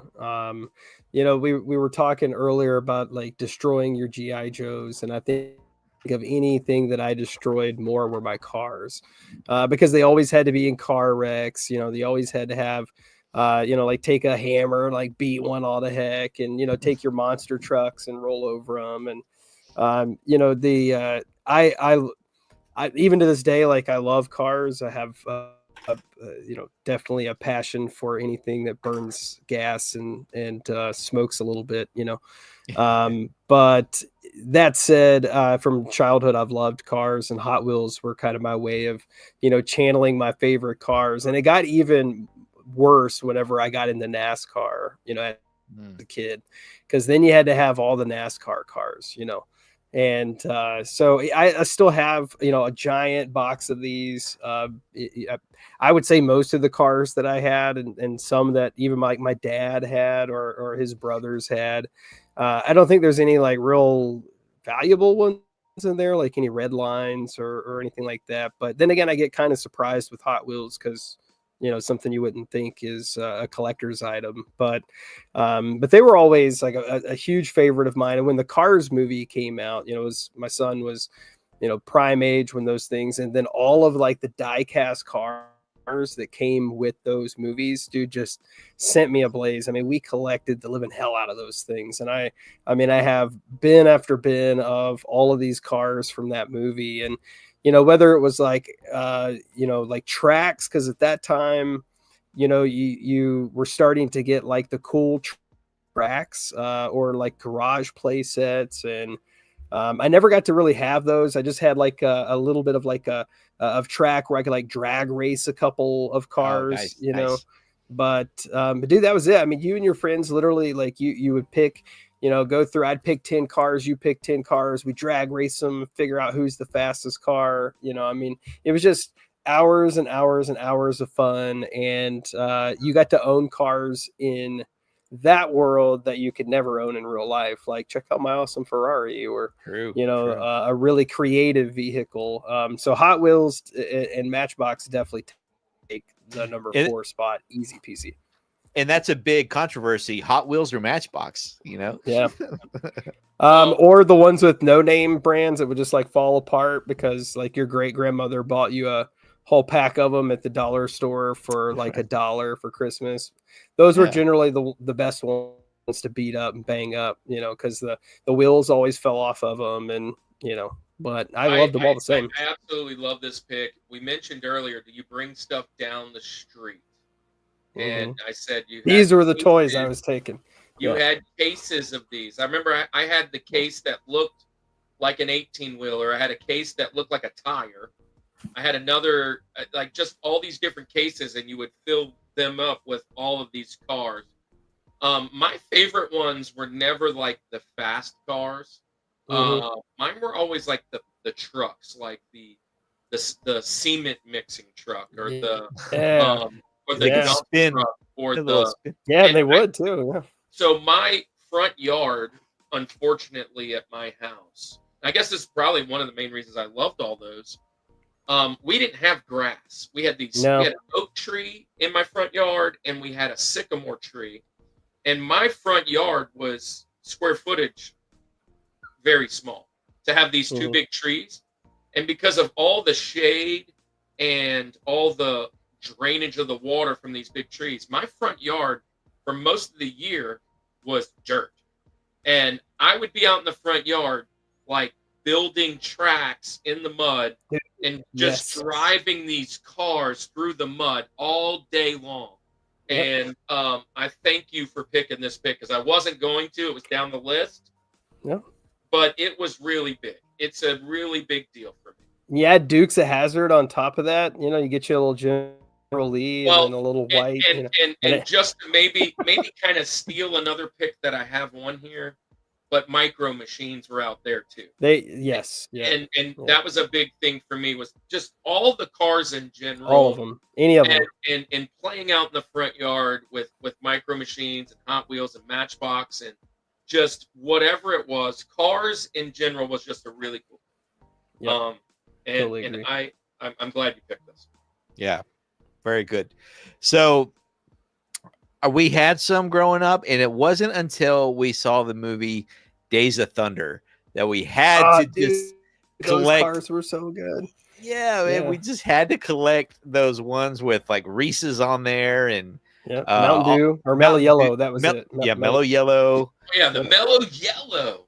And Hardee's. You had Hardee's. Yep. So there's a guy, Chase's Collectibles, I think is his name. Anyways, there's a kind of like a community of people that I kind of followed. And I think it's through the same people I found you, Sean. But like just arms of it. But they always go like, what's your pickup for this week? And there's always a guy on there that shows his new Hot Wheels he picks up. Oh, cool. And I'm like, man, nothing against what people collect, but I didn't know, like, I have not run into a guy collecting carded Hot Wheels. Like, he must have thousands. I don't know where he keep all these things. He keeps showing them off, and they're all carded. And it's like, to keep these from getting messed up, like, what kind of place do you have to keep this card? Because they're not expensive. I mean, what? Anywhere from $1 to probably $3. And then if it's a real special one, if he went to like a store and bought one that's in a case, obviously they're expensive. But I'm talking like he'll say, "Oh yeah, man, I stopped at my grocery store. They just dropped these," and I'm like, "Man, I didn't even know that there was a thing." Dude, that's a great spot to get stuff. It's like Kroger or Publix. Right. And so yeah, he has a huge collection. It's just wild to me. It's a sleeper line, that they're still making them nonstop. You know what I mean? Coming out with new creations all the time. I bet it's way up there on like longevity of a toy. Yeah, they've been around since the '60s, right? Yeah, a lot of the red lines. I know. I wonder how many different styles. It's a lot. Look it up. Sounds like a good Chat GPT question. There you go. Yeah. Great pick, man. A fun Hot Wheels. Love it, man. For your number 4. Tyler's number 4. My number 4, I'm going to go with the whole genre here. I'm going with fast food toys. I almost thought about California Raisins was on my list. Yeah. Yeah. Did they have those in fast food? One of the first ones that I remembered collecting, the old the little California Raisins as a kid. I don't know if you got them from like Hardee's or McDonald's or wherever you got them from, but that was first thing I ever remember collecting. And my parents trying to hunt down were California Raisins. So. Yeah, the closest thing we had was a McDonald's in our small town. That was the only. Well, I say that, but then now that I think about it, eventually we had a Taco Bell, and then we had a Pizza Hut, everything, and I love that every single restaurant did something different, Pizza Hut had the puppets from Land Before Time. Yeah. All right. So big numbers. This is what ChatGPT says. 25,000 total unique variations with colors, wheels, and decals. 1,300 unique castings used. 500 new versions are released every single year, and an estimated 8 billion are still out there. Wow. That's crazy. That's a lot. There's a lot of toys. There's some guy that's like worked for him for 50 years too. That like knows every one of them. He's like, yeah, I got all of them. Yeah, man. So, I mean, his wife, like, they're going broke. His wife's like, hey, we got to sell these. He's like, no. We're not doing Sean, do you have a favorite of Happy Yeah. Meal toy? You know, a favorite Happy Meals? like you mentioned earlier, having the Power Ranger ones, right? So, Yeah, I mean that's probably very nostalgic. That's a close second, but I have to say probably anything Nickelodeon for me. Like this right here. This yeah. is I remember when you got that. Yeah. Yeah, man. This is So, Nickelodeon. Ironically, we did this episode, and the number one. Yeah, we did this episode with a guy named BK Toys, Ryan. He's a convention guy, and the number one is definitely the McDonald's Transformers. See, yeah. Oh yeah. Where they were like the nuggets that transformed and the French milk fries. Dude, I've got the ice I cream. remember those. Those guys are so legit. Look at this. I found this one too. Fraggle Rock is up there too. Fraggle Rock. This is Goosebumps. You know, I mean, and he glows in the dark. He's got like gunk in his mouth, and if you turn off the lights, he glows. I'll turn off the lights. You know, glow. To the extreme. Yeah, but yeah, I would say Nickelodeon is probably the most nostalgic for me because these colors, the bright orange Nickelodeon, is just a huge thing for me. Like, yeah, that's cool. that sound is totally nostalgic. Name it, guys. Oh, here, I might as well do it.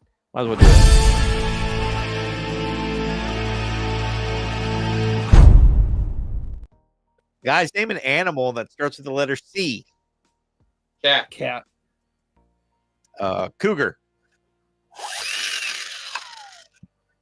Name a cartoon that starts with the letter B. Bobby's World. Great. I love that show. Beavis and Butthead. That's hilarious what I was just about to say. Here you go, Kurt. That's a good one.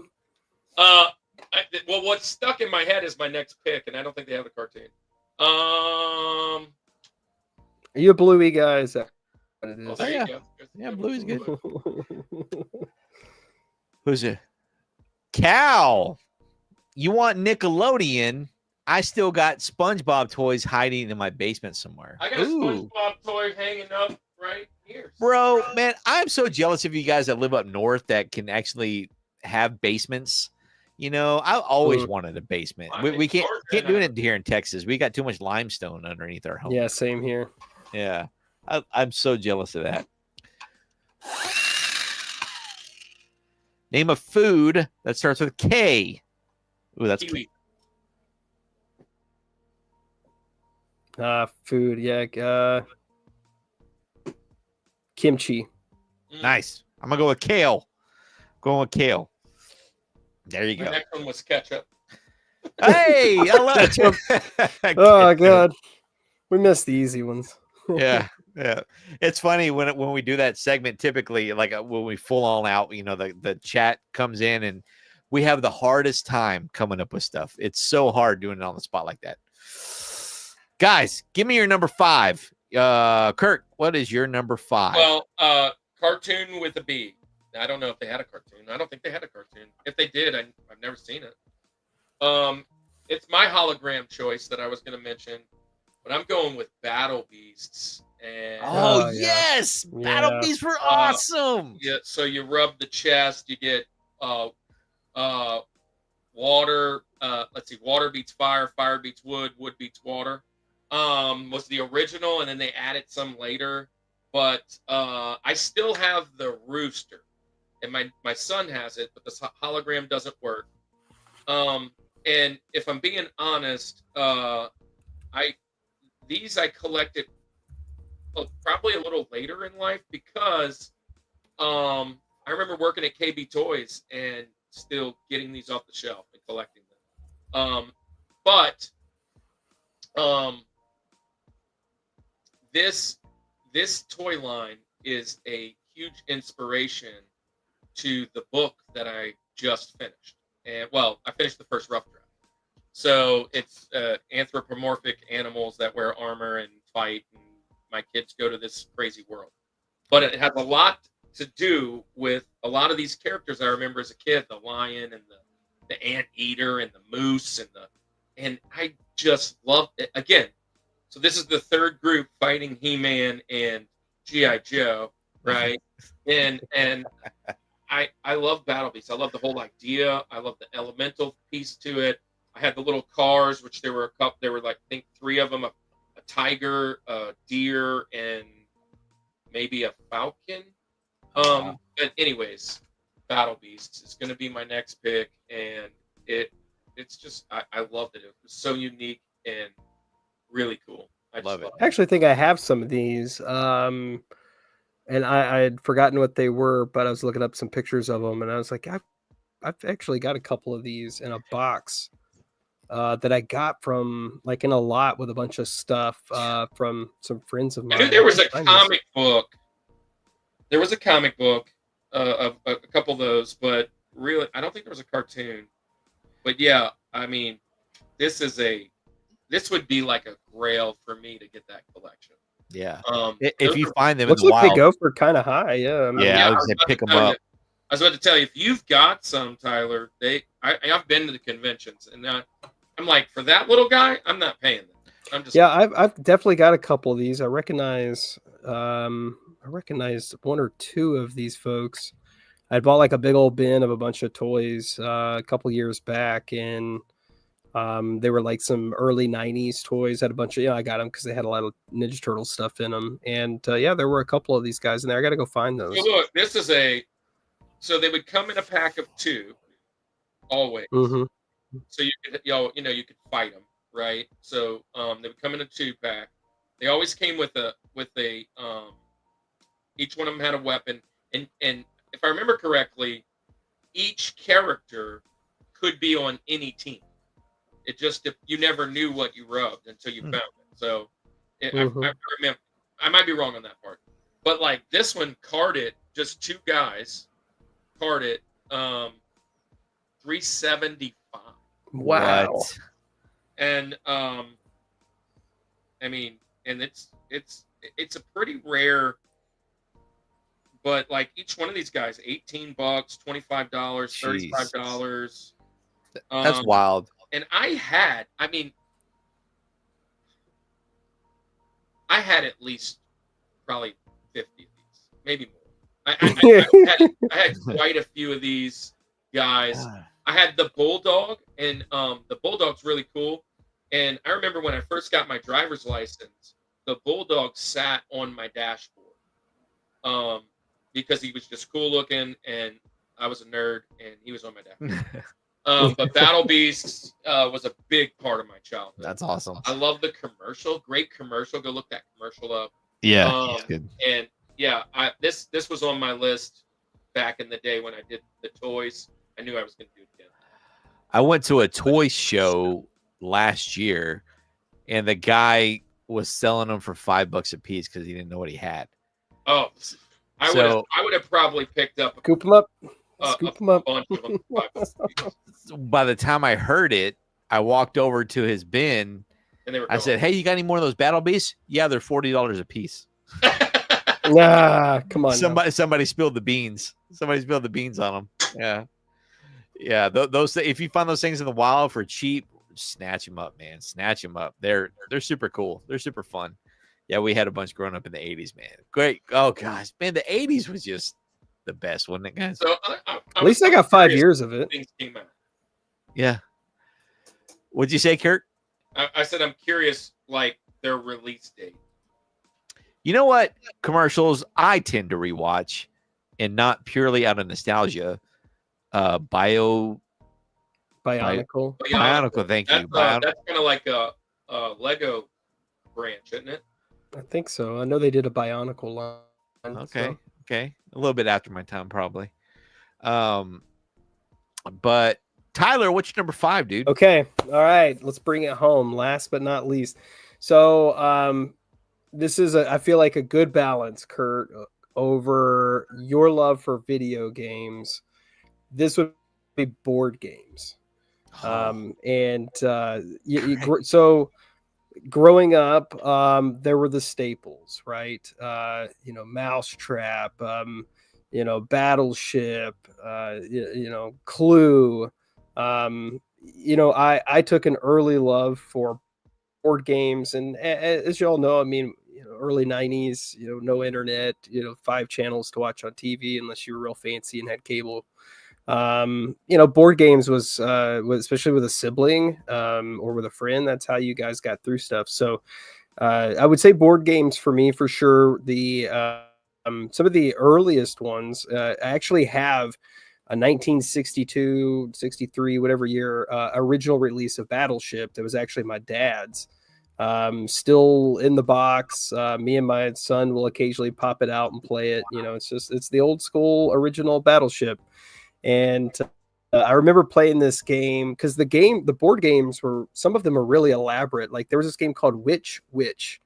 I don't know if you've ever heard of it, but it had like a big set that you built up. You had like your normal game board, but it had all these like cardboard, like little steps and little walls and things you would build, and I got really enamored with games like that. So then that led to like Mousetrap and 13 Dead End Drive, and if any of you guys remember 13 Dead End Drive or any of that. But yeah, Witch, that's it right there. And so my grandmother had this game. My grandparents had it at their house, and I would play it by myself. Like I would literally just put it together, run characters through, the pieces. And I would even do that with things like Chutes and Ladders, Candyland, didn't matter. I loved playing the OG board games, and that's still a big part of our family now, are our board games. I don't necessarily get into like the really complex ones that, I tried to do, a couple of those at one point, and like Catan or games like that. I just don't have the attention span for it. But to sit down and just throw down on a classic like playing Clue, Monopoly, I'm here for it all day. Nice. Great pick. So you answered my question. So there's a guy that's a part of a crew that I'm with called Culture Box Retro Rewind Podcast, and he made his own board game, but it is complex. And I was going to say, man, if you love board games and you're into that kind of stuff, I'll connect you, because he's always looking for testers. But just hearing what you said, you'd be like, why did I submit myself to this? Catan is like easy compared to this. It is so deep. It's called Junkyard Juggernauts. I can't believe it's not released yet. He's had so many things to do. But to flip back, I love board games. I wish my family loved them more. My kids love them, but I don't always love playing the same games they do, and vice versa. Yep. So we don't play that often.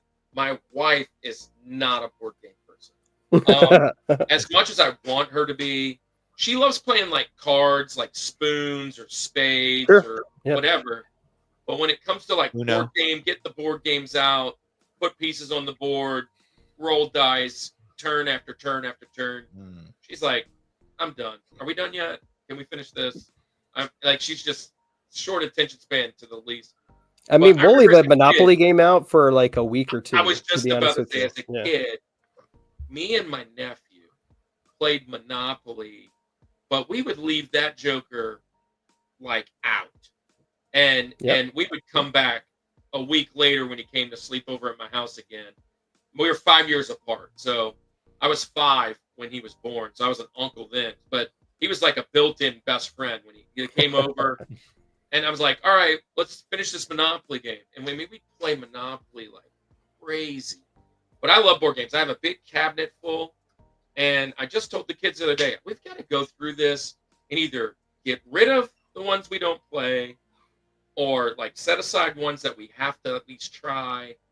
But I have so many games. We always get them for Christmas. It's always one of those things that, hey, we'll get this for the family.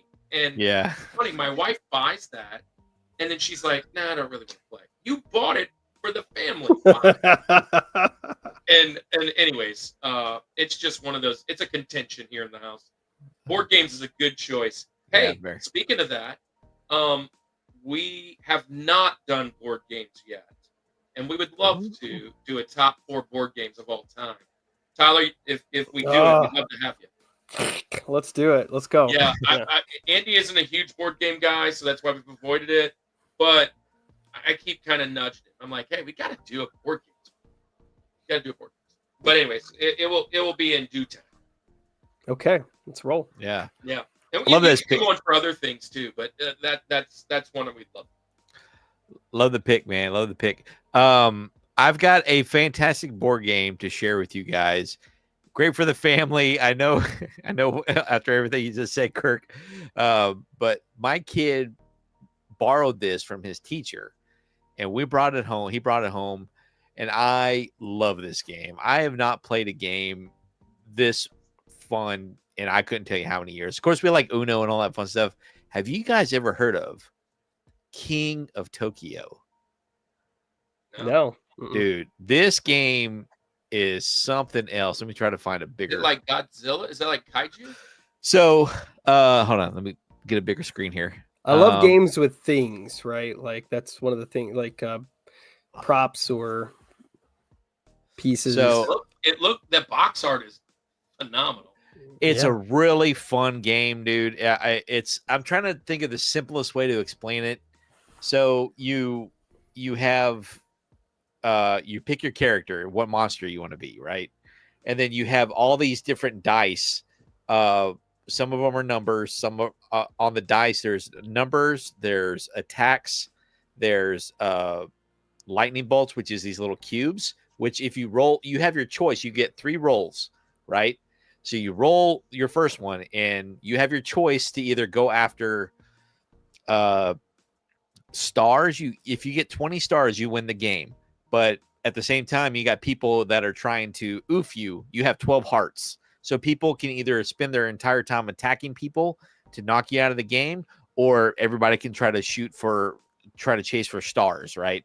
And there's different ways to get stars, but you get these little power-up cards by buying them with these little cubes. So you get these rolls, right? You can either choose if you roll 6 lightning bolts, you can say, okay, I just want 6 lightning bolts, which is those little cubes. So the next round you can buy a power-up card. You know, I'm not doing it justice. Just go watch a video on this. This game is so much fun. I even bought some additional power-up or additions to it, but I mean, I say it's fun, but now all my family ever does whenever we get together and play it, everybody just tries to attack me and they try to kick me out of the game as soon as possible. So that's where we're at with that. But go check out King of Tokyo. I guarantee you will not be disappointed. That is I like that looks penguin cool. guy down in like that guy's cool. I want an action figure of these guys. Yeah, that cat looks cool. The Godzilla character is really phenomenal. They're fun. It's it's simple enough to where, you know, it's not like Uno where you're just playing a card game. It's just a little bit more where you got to use your brain just enough, but you're still having fun at it. So get at it, guys. Very good. I'm typing it in right now. King of Tokyo. Board games is a fantastic number 5 there, Tyler. I'm going to go ahead and show you guys my number 5.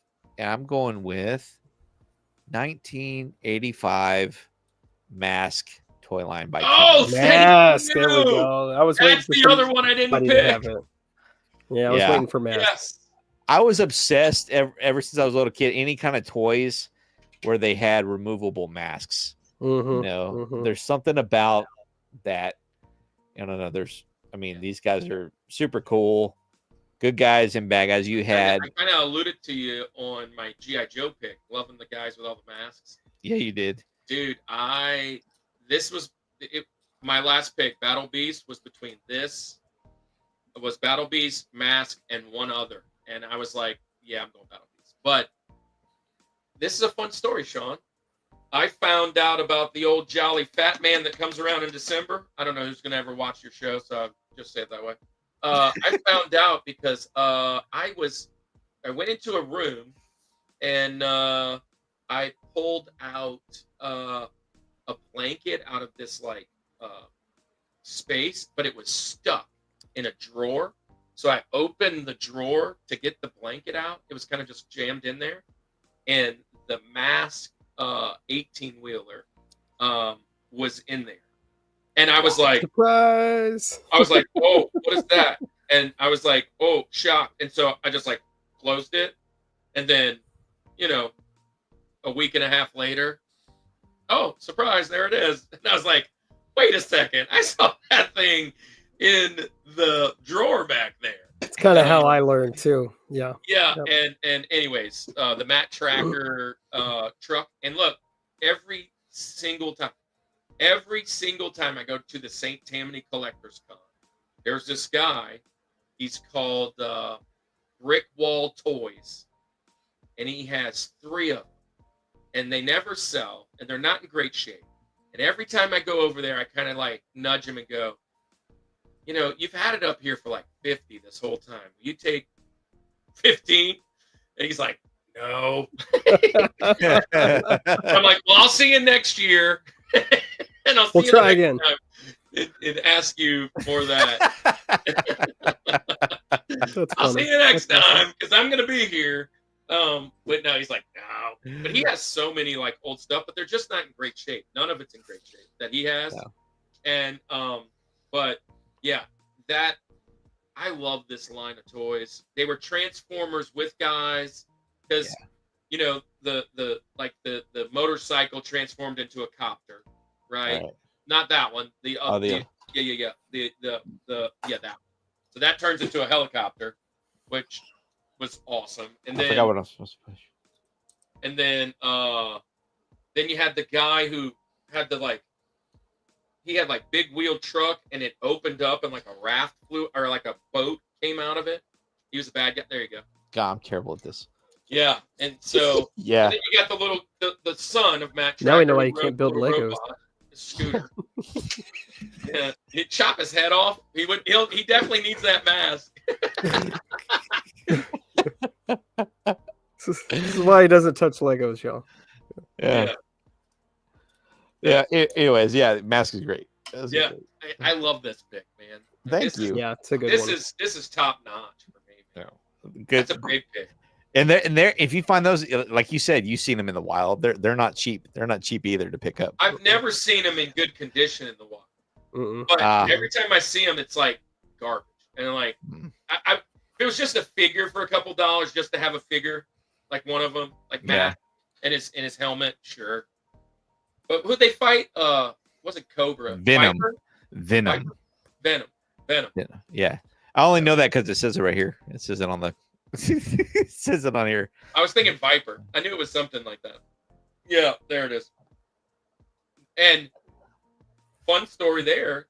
That's from a cartoon, and that intro song is top notch. I remember watching that the show is so too. 80s, the intro song to Matt. Yep. Love that stuff. Guys, we did it. 3 hours in, we got our top 5. Oh, look at this list. This is That's a great fantastic. list. Yeah. You know, the best part about this list, though, is that we didn't repeat anything. Yeah. Absolutely. Was there any on your list that anybody picked, Kirk? So the only ones that were kind of down were Lego, Hot Wheels, and Mask were on my list. But they were down further. And I thought about the fast food toys, and I thought about Supernaturals and humanoids on your list. So I think these are great lists. This is perfect. Yeah.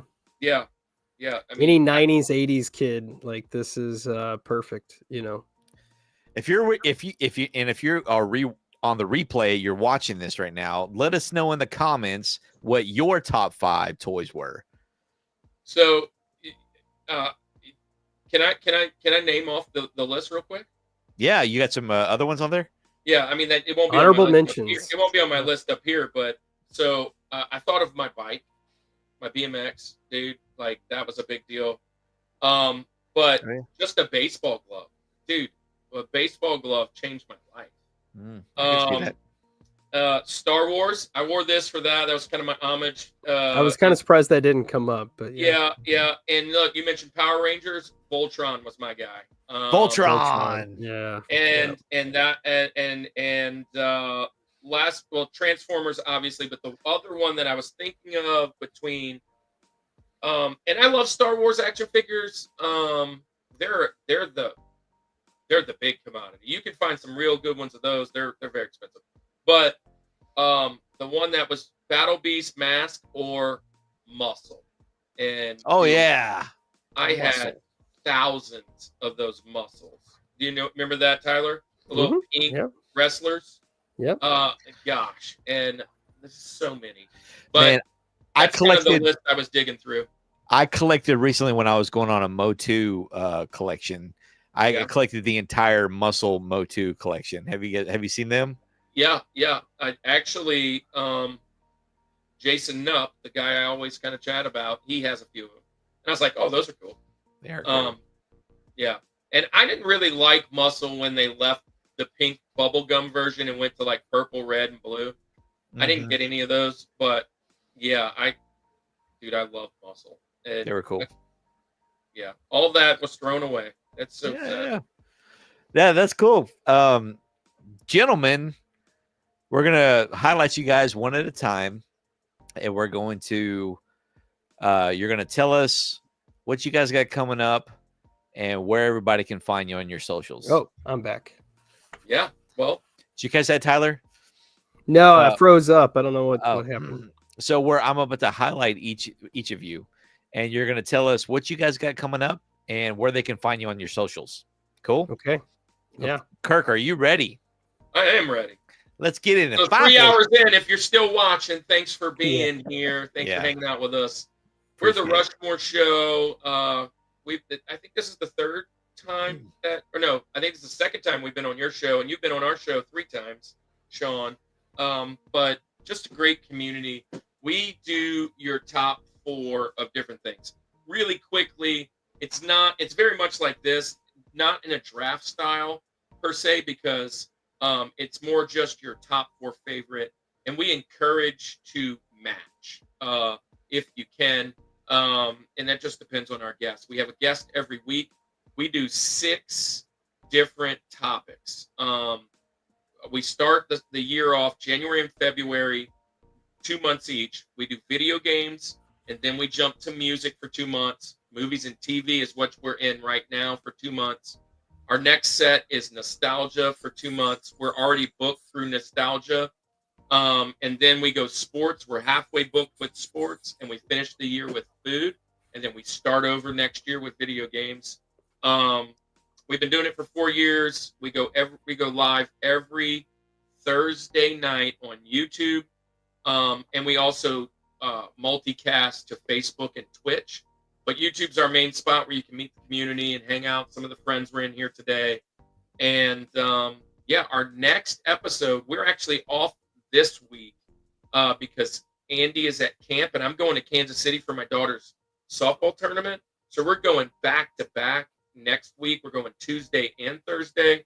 Tuesday's an episode, top 4 athletes that are actors or that can act. So a lot of basketball, wrestler, football player type thing.